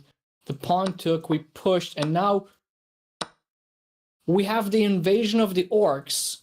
Like, we have 6 little orcs here, black pawns, that are... Oh my lord, what is this endgame? What the hell is this endgame, guys? Oh no, we should have played. So the winning idea here was to take on b7. And this wins on the spot. This was winning on the spot. Why would she do this to us? Maybe she just missed. Maybe she just missed that she can just go down 2 pieces and be completely fine. You know what she missed? I think she missed this, this, and this, I suppose. Yeah, this is what she missed.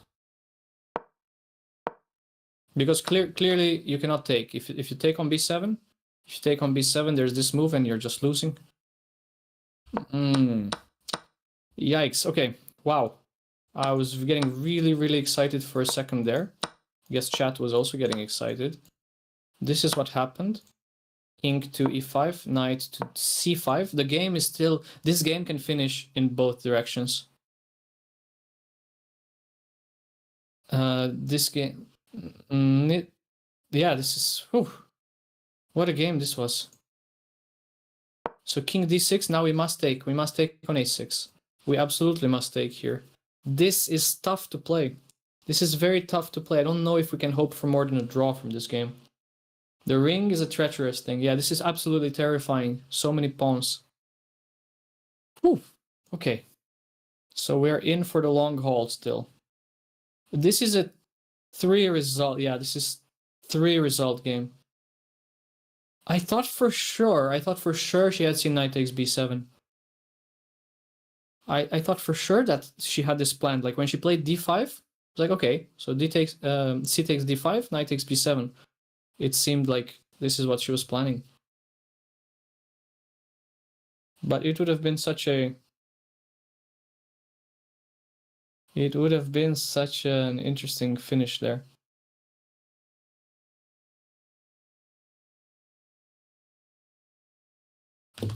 Yeah, I was also certain, Matthew. I was absolutely certain that she had calculated. We have knight a6, knight takes a6 on the board and c5. These pawns are dangerous, man. These... You guys think black is some kind of Sith Lord? Yeah, I'm certain. Yeah, I'm sure he saw how he loses. Usually when you're on the receiving ends of some combination or some brilliancy, sometimes you see it even faster than your opponent.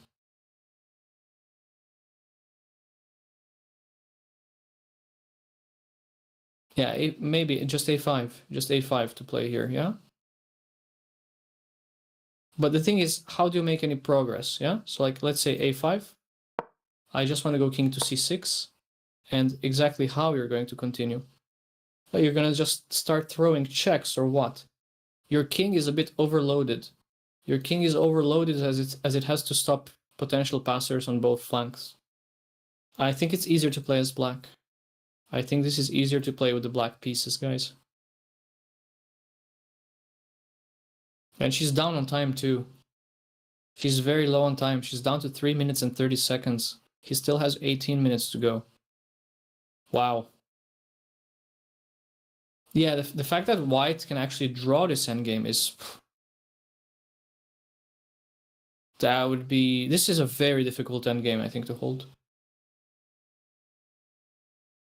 What's Anna's chess horde elo? I don't know. I don't think she plays horde chess. But it would be useful here to stop all these pawns from advancing. This is the current position on the board after black's c5. Yeah, game's still going. Is best for white now to draw? Well, white can also hope for black to blunder, and that would give white the win. But objectively, white is fighting for a draw here, yes. What book writes about this position? No book. No book is going to write about such endgames.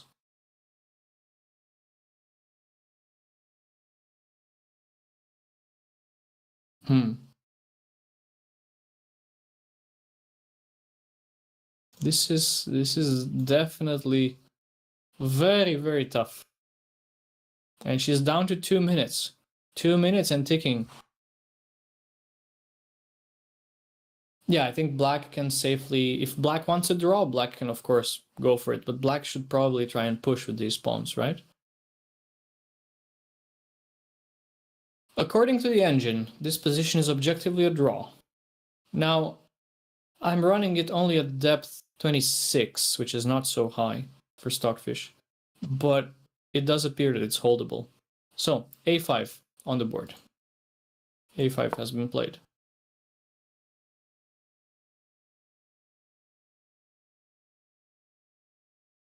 Andrea, you're not wrong. I think it's objectively very tough for white to play for more than a draw here. I don't see a way to do so, in fact. Oh my lord, what a game. What a game this one is. You don't think this is holdable with 3 minutes? Let's see. I doubt he's spacing around thinking at higher depth than 26 anyways. Yeah, but it must feel... He must feel quite confident again here, because these pawns are so scary.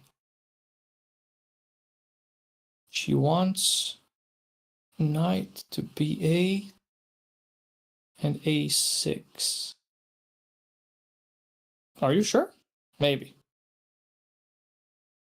Yeah, okay, so probably just trying to trade the pawns would be good. Like, if I can exchange my a pawn for the black c pawn, then I'm happy, because I'm actually thinking my knight can stop this pawn, and combined with my king, I'll be able to control all the passers. The biggest problem is that black retains connected passers in the middle here. This is no longer winning, I agree. You'd resign because you think the position is too difficult. I don't think that's the right way to approach it. I think you should still play it out, see what the result is, and at the end evaluate and analyze and see where you went wrong. c5. Stryfus, what are you saying? What would I do as white here? Probably just go knight b8. I'd go... Okay, now, after king to c6, I would definitely go knight to b8. I would definitely go knight to b8 and try to attack some of these pawns. We had our chance to cast the ring in the fire of Mount Doom, but right now we're still struggling. Vladdy Daddy, I love it when people call me that. That's right. So, what's happening? Knight to b8 has been played as expected.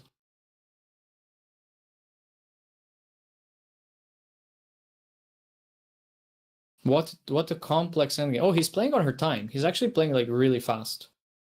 This is very complex. I mean, this game could go either way. Knight to d7, absolutely forced. c4 is coming next. c4 is coming next for sure, yeah. But which pawns are you trying to target? I mean, if you could take this pawn on g5, if you could take this pawn, I guess then you have no troubles on the king side anymore. You might even fight for a win. Otherwise, these pawns are very dangerous. So I really don't know what I would play here. Knight b6 draw, you think?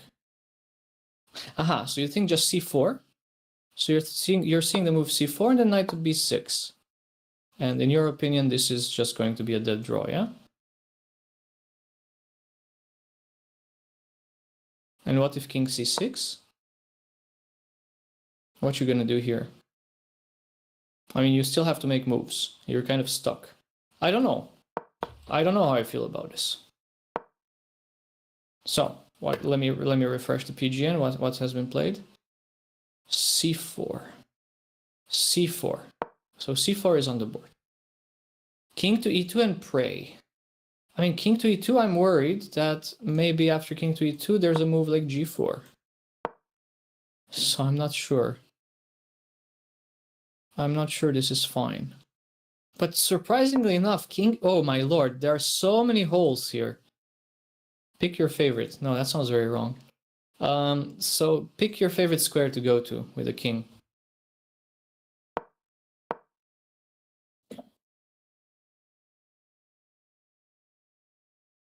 This is one of the spiciest.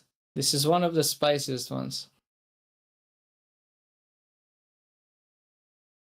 A very, very spicy game. Not on the stream here. Get in my DM, send me talk. If I had white, I would lose. If I had white, I would lose. If I had black, I would lose here. So...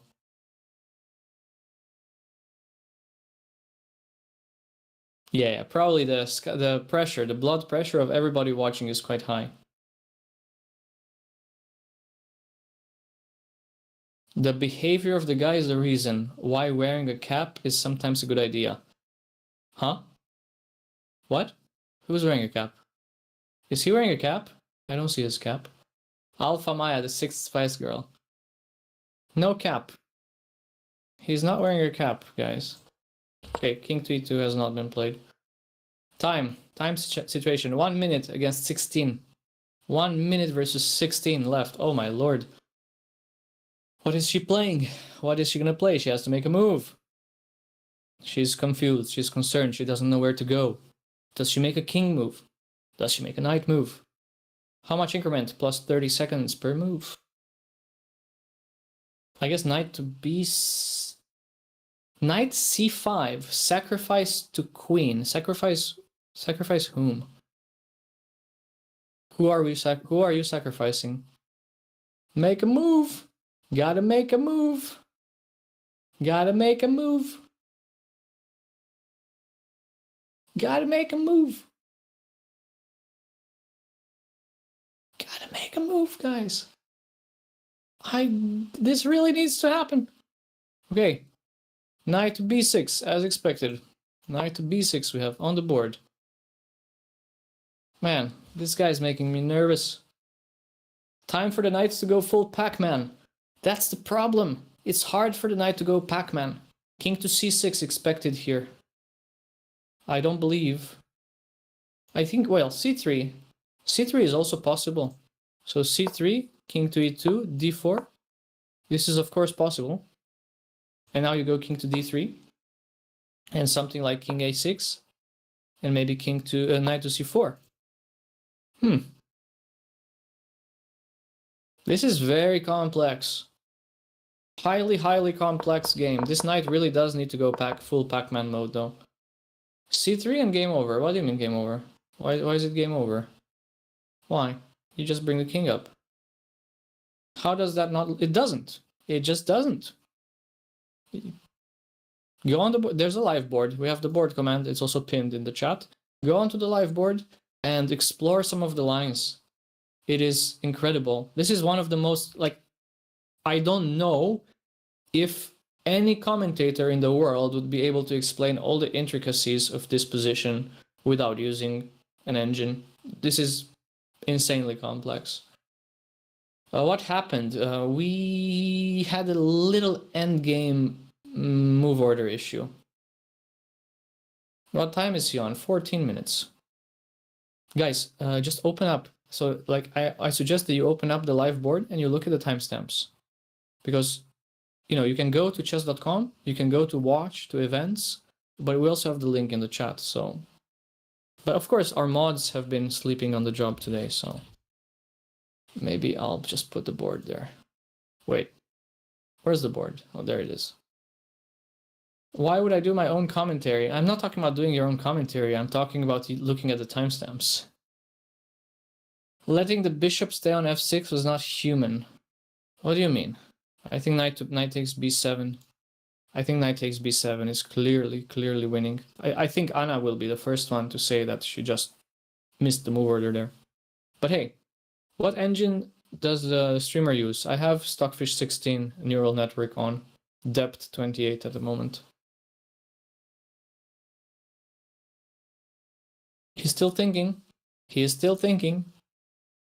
And funnily enough, I do have to take a short-ish break. I'm gonna go on, yeah, he still has 13 minutes. I'm sorry guys, I actually need to go. I'll be right back.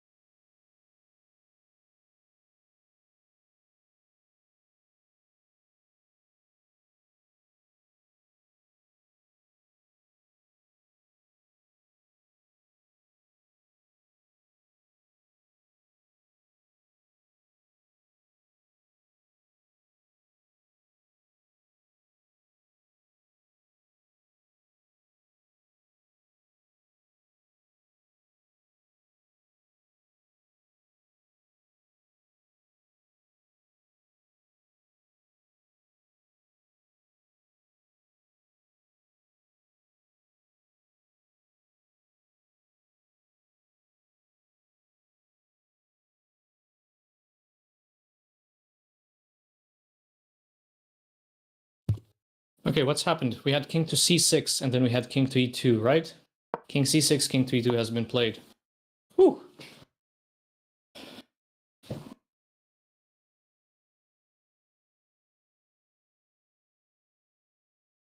And then f4. f4 by black. What is happening? What is going on, guys? I understand nothing of this game. How's she doing? Trying to hold on a very complicated endgame where she has a knight against a gazillion pawns. Isn't that a crazy one? I mean, if she holds this, wow, this would be a remarkable achievement, I think. To play the endgame on increment and hold this position? Come on, Anna, let's go. What did she play? Knight to c8. Knight to c8 has been played. Aha! Ah, she's going full Pac-Man mode. She's trying to bait the king into b5 so she can give a check, take this, and then... Whoa! This might work. This might work. Hello, Halvard. How's it going, Halvard? Long time no see, sir. This position is a nightmare. Yes, that is correct. My goodness, what a position. Hello, Janutok. Did we get a... Guys, did we get a raid while I was gone?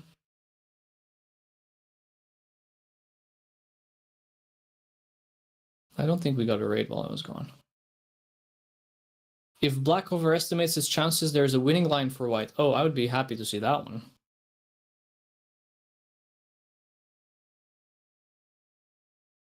"12 minutes. 12 Halvard raided with himself. Is that true? We do have the match on chess.com. Just use the board command in the chat. It's pinned. It is pinned. Akjet is the human calculator. Yes, Akjet is king b5, knight e6, king takes, and knight takes d4, knight takes... Ah, okay. That's an engine line. Very nice.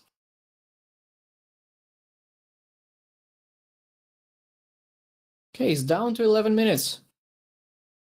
He's down to 11 minutes. She's down to under 1 minute still. Oh my lord. I don't know. My heart rate is through the roof. Guys, I need a break. Like, I actually need... Whew, my heart is pounding. Holy crap. He looks not well. Where is GM Solver? Playing Romanian woman in the Alicante Open, I believe.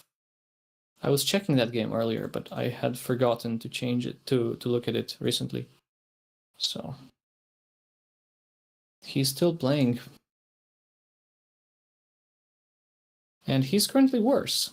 Okay, he's currently worse in that game. This explains why Vlad plays so quick. I cannot handle this.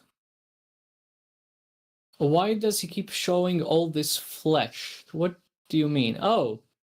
Oh. Yes, he is scratching his belly. I had not looked in that general direction until now. Oh my lord. I'm scratching my head. I'm like, I don't understand what's going on. He's picking Lind out. The more nervous he gets, the more of his stomach we see. Unhinged. Okay. Maybe his endgame is weak. Maybe. When under 1 minute the shirt is coming off. I don't know about that. I don't know how eager we are to see that. He's under 10 minutes now. This chat is unhinged today. Glad to have you guys with us. I love the vibes. I love the vibes. Also, Twitch has just updated its terms of service, and I have to accept. Okay, I'm gonna click accept without reading, as always. Oh no, I just signed off my entire life savings away to Jeff Bezos. Crap. Yeah, knight c8 was a good move. Knight c8 was a very, very good move. Critical.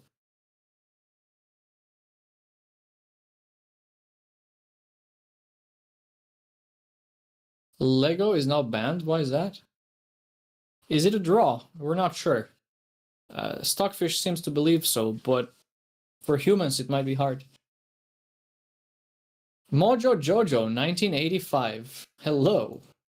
Hello, how are you doing? If White holds this one, she deserves a huge prize. Agreed. She deserves the brilliant endgame hold.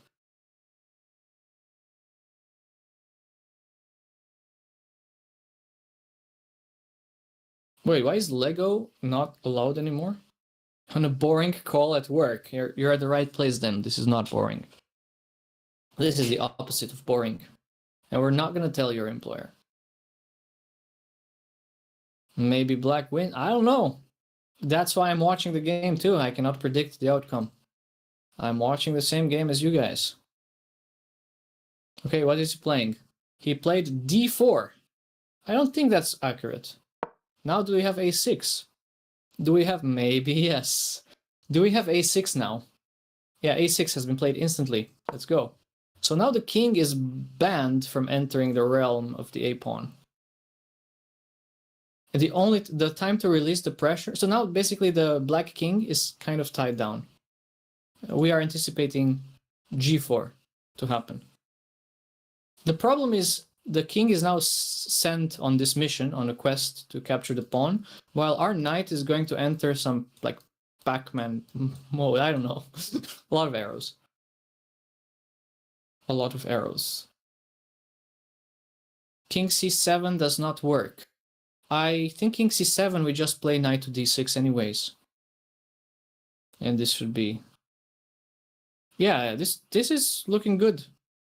But g4, I think g4 is a critical try. g4 must be tried by black. It's the only move that makes forward progress. The knight has some cleaning to do. So do I. So do I. Thanks for reminding me of that. As soon as we get one check in, it's Pac-Man time. That's right. We're going full Pac-Man mode.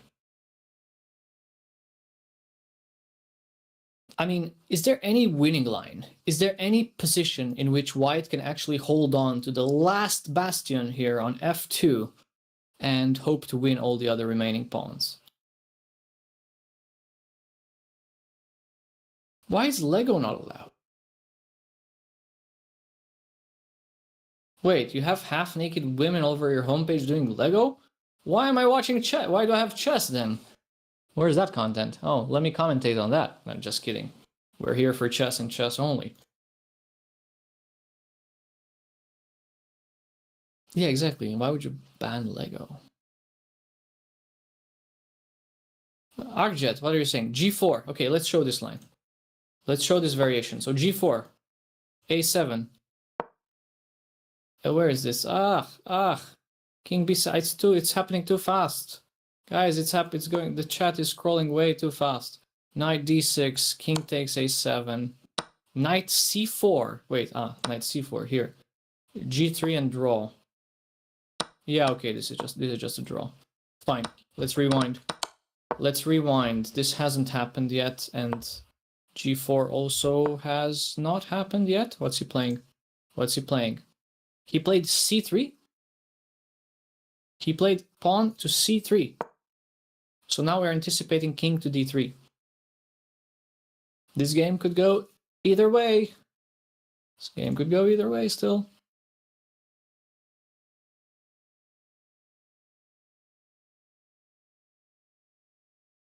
Now this game could go either way.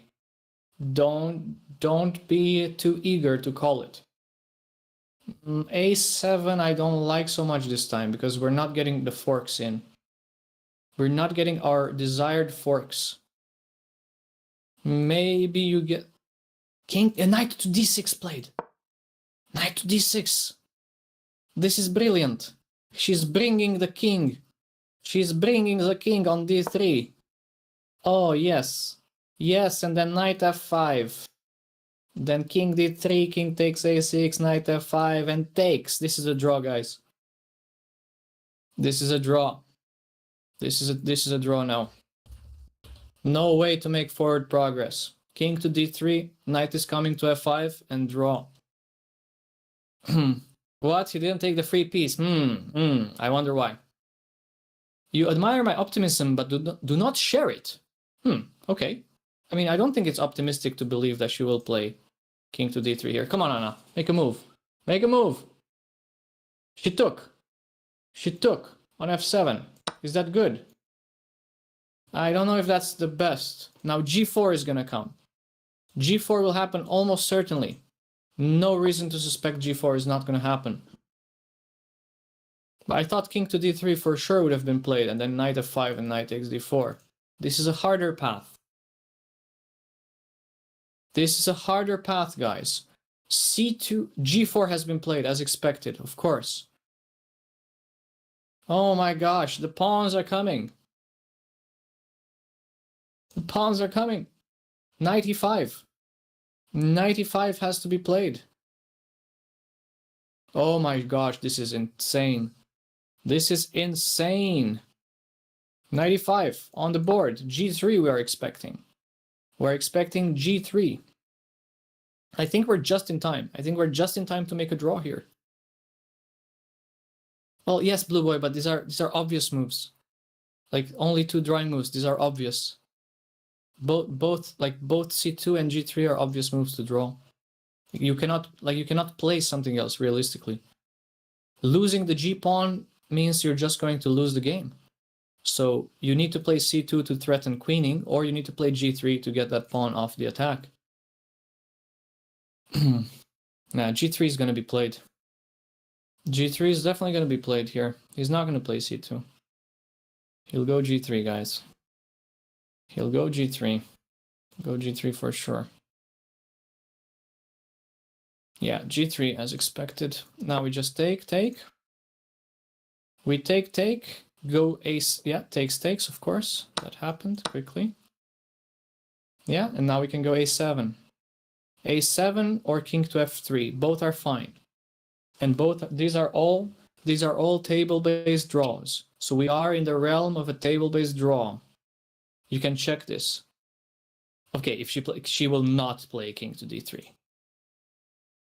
Okay, she went a7, guys. So this happened. This is a draw. This is now a draw. The position is petering out to a draw. They can shake hands now. They can shake hands. This is the draw.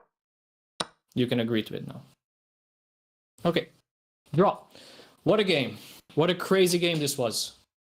Whew. That was a spectacular. I mean, this was an honor for me. It was an honor for me to commentate on this game. This was really a spectacular game. So happy. The fact that she held this position, this feels more like a win. This feels more like a win than a win, I think. What a save. What an endgame save. I'm sure she will be unhappy about having missed knight takes b7 earlier in the game. Let's show that. Let's show that critical moment once more where the game was decided. I'm sure she'll be slightly unhappy having missed that, but like here it was important to take knight takes b7. Yeah. Okay, now the other guy is coming in. That's not box line. I don't think that's box line. Wow, what a game! Yeah. Now they're definitely telling her that. She saw d5, but not knight takes b7, which kind of threw a curveball for all of us in the chat. I'm gonna put my headset on just in case Anna rejoins the call soon. Is he a coach? No, he might be a fellow player. He might be a fellow player who finished the game earlier and was spectating the end of this game. Wow, what a game.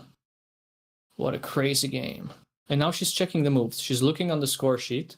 She's looking on the score sheet to understand what she missed. And now she's visualizing the position and sees it. Yeah. Maybe he's just a spectator. He may not be, maybe he's not a player. Who knows? What a game, though. So, to recap, we had a Tartakower variation of the Caro-kann defense. So it started off as a Caro. It didn't start with this move order. Camera's off. Camera is off. So I guess she's joining the call soon. Or, wait, no, the camera just glitched. It's back now. Now it's back.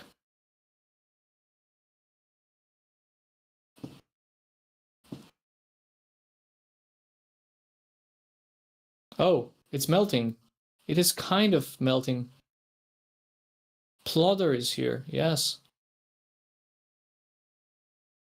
Yeah, I agree. I don't like when somebody comes and like shows you exactly where you went wrong immediately.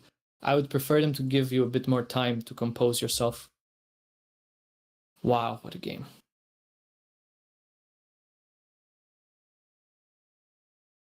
So just to recap the game really quickly, we had the Tartakower variation of the Caro-kann, not from this move order. It started from the other move order, but... Hello. Congratulations on holding a draw that looked almost impossible to get. Oh my god, what happened? We just like discussed a little bit the game, but that was insane. So d5 was genius by you, but bishop takes f6 was the missed move. Like knight takes b7 is the only one. Yeah, I thought knight c6 after that. And that's Also, why apparently, you're. I guess you're muted according to chat. Oh yes. No, not anymore. Okay, now they should be able to hear you. Yay! What a game that one was! Like my heart rate is through the roof. How about yours? Yes, same. Yeah. Actually, let me just unplug this. Hold on.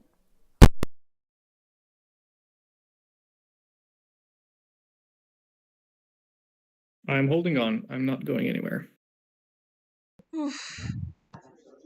Okay, I think chat should hear me now better. Yeah. I don't know.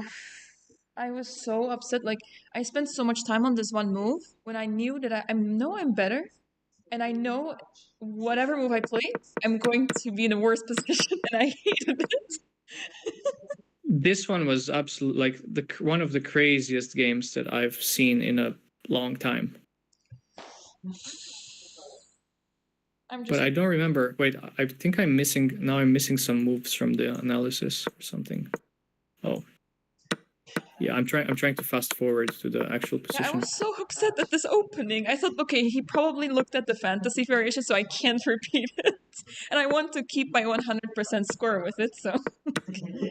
Yeah, no, but what did you think when he traded queens? Were you satisfied to trade the queens off there on F5? Yeah, I was. Because of knight h4, bishop g5, and I thought I had like so much control. But then like I started thinking, I'm like, where is it? Like there should be something, but I can't find it. Yeah, but I don't remember after king g7. So wait, you played bishop g5, he played rook d7, and then you went what? You went rook to e8. Yes. Yeah. You went rook to e8, and here he went king g7. Yes. And now you went c5 or what? c5, yes. Yeah, c5 we thought was not the best during the game. I couldn't I couldn't find a better move because he just comes with knight e6. If I play d5, I just have a weak pawn on d5. I didn't like any of the outcomes, so yeah. Right, and then this, yeah, like the end game after rook to d8 is looking very precarious.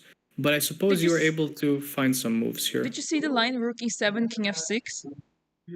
Yeah, Laws Cooper in chat showed me that rook takes c7 and bishop g5. Yeah, I was like, oh, that's so cool, but king f8 doesn't like fixes it, and I thought, oh, come on. Yeah, that was a crazy one. Not gonna lie. Yeah. Oh my lord! Like, I need like 2 hours just to unwind from commentating the game. I'm sure you're gonna need some rest too after such a game. Yes, yeah. My games are just like we just like complete the whole like the all the time, you know? We just use all the time and there's no such thing as finishing early. Yeah. Ooh, you're the last game to finish, right? Yes. Yeah. So in the other games, let's see, we had 3 draws, in fact. 3 draws including yours. And then we had Mathieu. Mathieu is actually on 3 out of 3, I guess. He beat Camille today. And Pedro beat Sarah with the black pieces. Okay. So, We have like a big screen over here. You can't see it, but like there's a big screen with all the games going on, like the live feed, you know? Oh, that's very nice. Yeah, it's actually cool. So you don't have to like look at the boards. You can just like look there. That's why like sometimes I just stare there. Ah, okay. We thought at some point you were staring back towards chat because we mentioned pineapple on pizza and you were unhappy about that. And also your opponent was like very jumpy, I guess. Like he was moving around a lot. He was going to the bathroom, I think like twice every move. Wow. Okay, that's a lot. But hey, what a crazy game! What an absolute craziness of a game. Yeah, I'm relieved. I'm a bit sad about missing the win. I mean, I thought that this night end game is winning, and then I'm like, okay, these pawns are actually too much, and he's playing well, and I'm in time trouble. So I was actually getting really concerned at some point. Honestly, like holding that endgame, when I looked at the position where he has like four pawns for the piece, I thought, holy moly, this is going to be difficult to hold for white. But the fact you held this almost feels like a victory of sorts with the knight against 4 pawns. I guess I was so happy once I played a7. I was like, okay, that's it. 100 endgames he must know coming through. Nice. Clutch hold. Yeah, it's a bit sad to have like I was so sad with the opening because it's like so boring, and this is like my weakness. I mean, okay, yeah, like it's a nice, like you can't be worse, but it's like a weakness when you can't play for the win. I want to win and I can't. It's really difficult in this line. A chat was wondering at which point in the opening you went out of your prep. Like, what was the first move that you found by yourself? He never played c6, or like he mostly plays e5 and c5, so I didn't prepare this. Ah, okay. So you just kind of freestyled it. Okay, fair enough. I always play this line, especially online, I guess, because like this is what you do often and regularly. You just like put the pieces somewhere. But I was not happy about the position. I was hoping for something more active, but yeah, I didn't dare to play the fantasy again. I was thinking like, should I play it? Maybe I should have played it, but I don't know. Maybe he had like something prepared against it, so I didn't dare to risk it.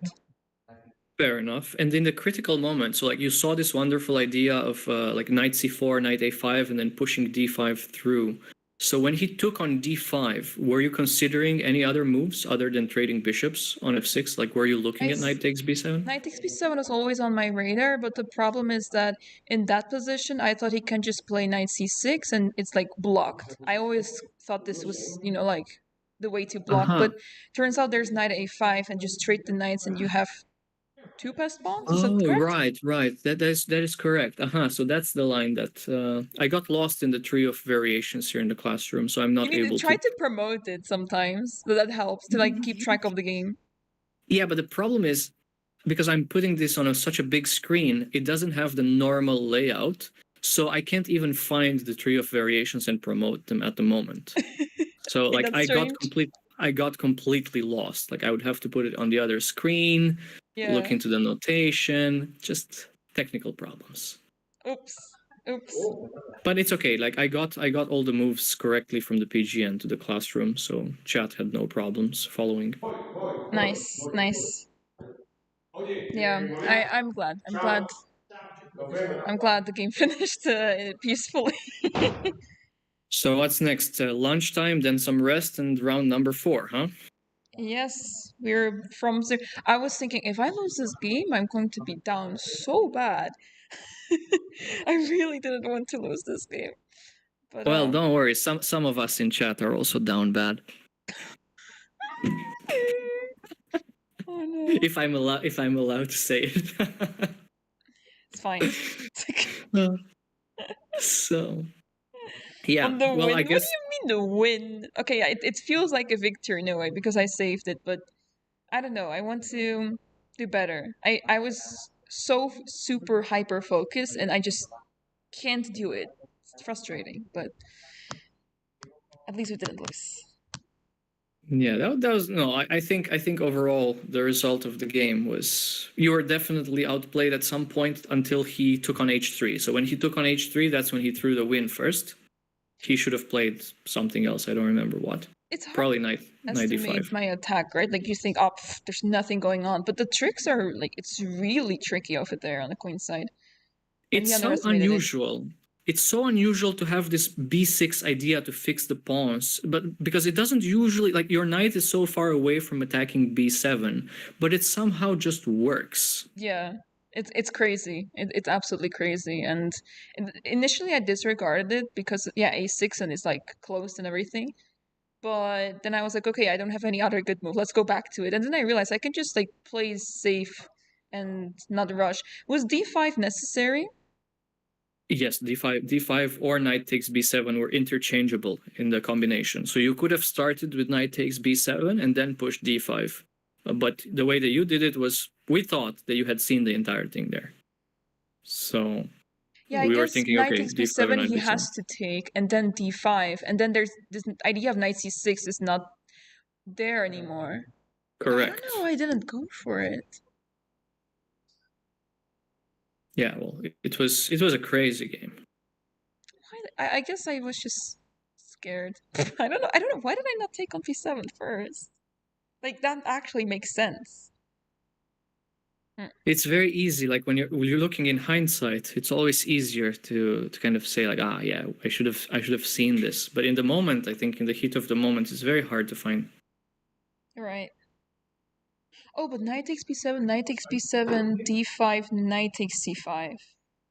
You just make connected passers. Oh, d takes c6, you mean? D takes c6, and then bishop takes c3. I You don't know why I push. didn't play knight takes b7. But like I was like, both are fine. You know, knight takes b7 or d5. Because if I play knight takes b7 first, then my worries after d5 are not there anymore. Yep. Frustrating. Okay, I should have. Wait, knight takes b7, knight takes d7, b7, d5, knight a5. No, that's not a move. Knight d8. Knight d8. Okay. What happens after Knight d8? I think. Wait. Can you push b7? I just assumed this is not working. Okay, now I remember. I just assumed this line was not working for me because I need the b pawn. Can you push b7? So okay, knight d8, b7, knight takes b7, d takes c6 in this moment. Yeah. And you just the knight cannot stop the c pawn anymore. It's I didn't GG's. fully calculate this. I just assumed I need the b7 pawn. Like there's no way 2 pawns can like be enough. Yeah, this is great. Okay, I what a needed nice more time. I needed more time, then I would have found it. Oh man. Okay, well, still the game. I think all the chatters enjoyed the game. It was really spectacular. Yeah. I was also really happy during the game. Like, okay, like at least I'm not being outplayed. This is super tense and exciting, and I thought, okay, like at least that's something because I was getting outplayed, as you said, and it was not a nice feeling. Yeah, the G4 I was a bit unhappy about until you managed to trade queens. It felt like G4 was very loose. I didn't know what to play. I like every time you have the setup, and then it's like, okay, what's my next move? I don't know. Yeah, the pawn cube. The pawn cube is just unbreakable. I I mean, it's just know. impossible to break through there. I know, but I also didn't know what else, so I thought, okay, this can maybe come in handy in the end game. I don't know. Right. Well, in any case, it was a true spectacle for all the viewers, I'm sure, and we are eager to see what's going to happen in the afternoon round as well. Me too. Yeah. Yeah. Again with the black pieces. Let's see. Ah, unfortunate. Again with the black pieces. Oh no. That's okay. We'll be fine. Yeah, well, your preparation with black is pretty solid nowadays. You can even play Queen's Indian despite not having played it before. So who knows what surprises you are preparing for us. Yeah. No, it's good. It's going better. It's going better. I really like the time control, by the way. Finally, somebody who understands. You don't need extra time on move 40. Just the increment the is thing is, fine. usually I spend much more time, but now okay, like all I need to think about is my opponent's clock. Like if I'm up on the clock, doesn't like it matters so much more because usually you just play on move 40, like towards move 40, but now it's like you just look at the opponent's clock. If you're like both at 50 minutes on move 10, then it's fine. Yeah, I've always enjoyed the time controls that do not add time on move 40. It just feels like it streamlines the game a bit more and it rewards good time management in the early part of the game. Yeah, I like it. I like it too. I mean, okay, it helps that I'm playing fast. Otherwise, I would have complained probably. Yeah, of course, the grass is always greener on the other side, as we say. Or maybe this game, if I had 40. When was this? Okay, I made a mistake before move 40. Okay. Yeah, the mistake was definitely before move 40. All right. Alrighty. Thanks so much Well, for I'm commentating. Thanks so much, chat, for watching. The green shirt's lucky to Alliance. Yay! Nice sweater from Alliance. My pleasure, Anna. I'm gonna let you rest. I'm gonna let you have lunch, and good luck for the afternoon round. Thank you guys for watching. Oh, there. Bye. Bye. Bye. Thank you. Bye, everyone. Bye bye.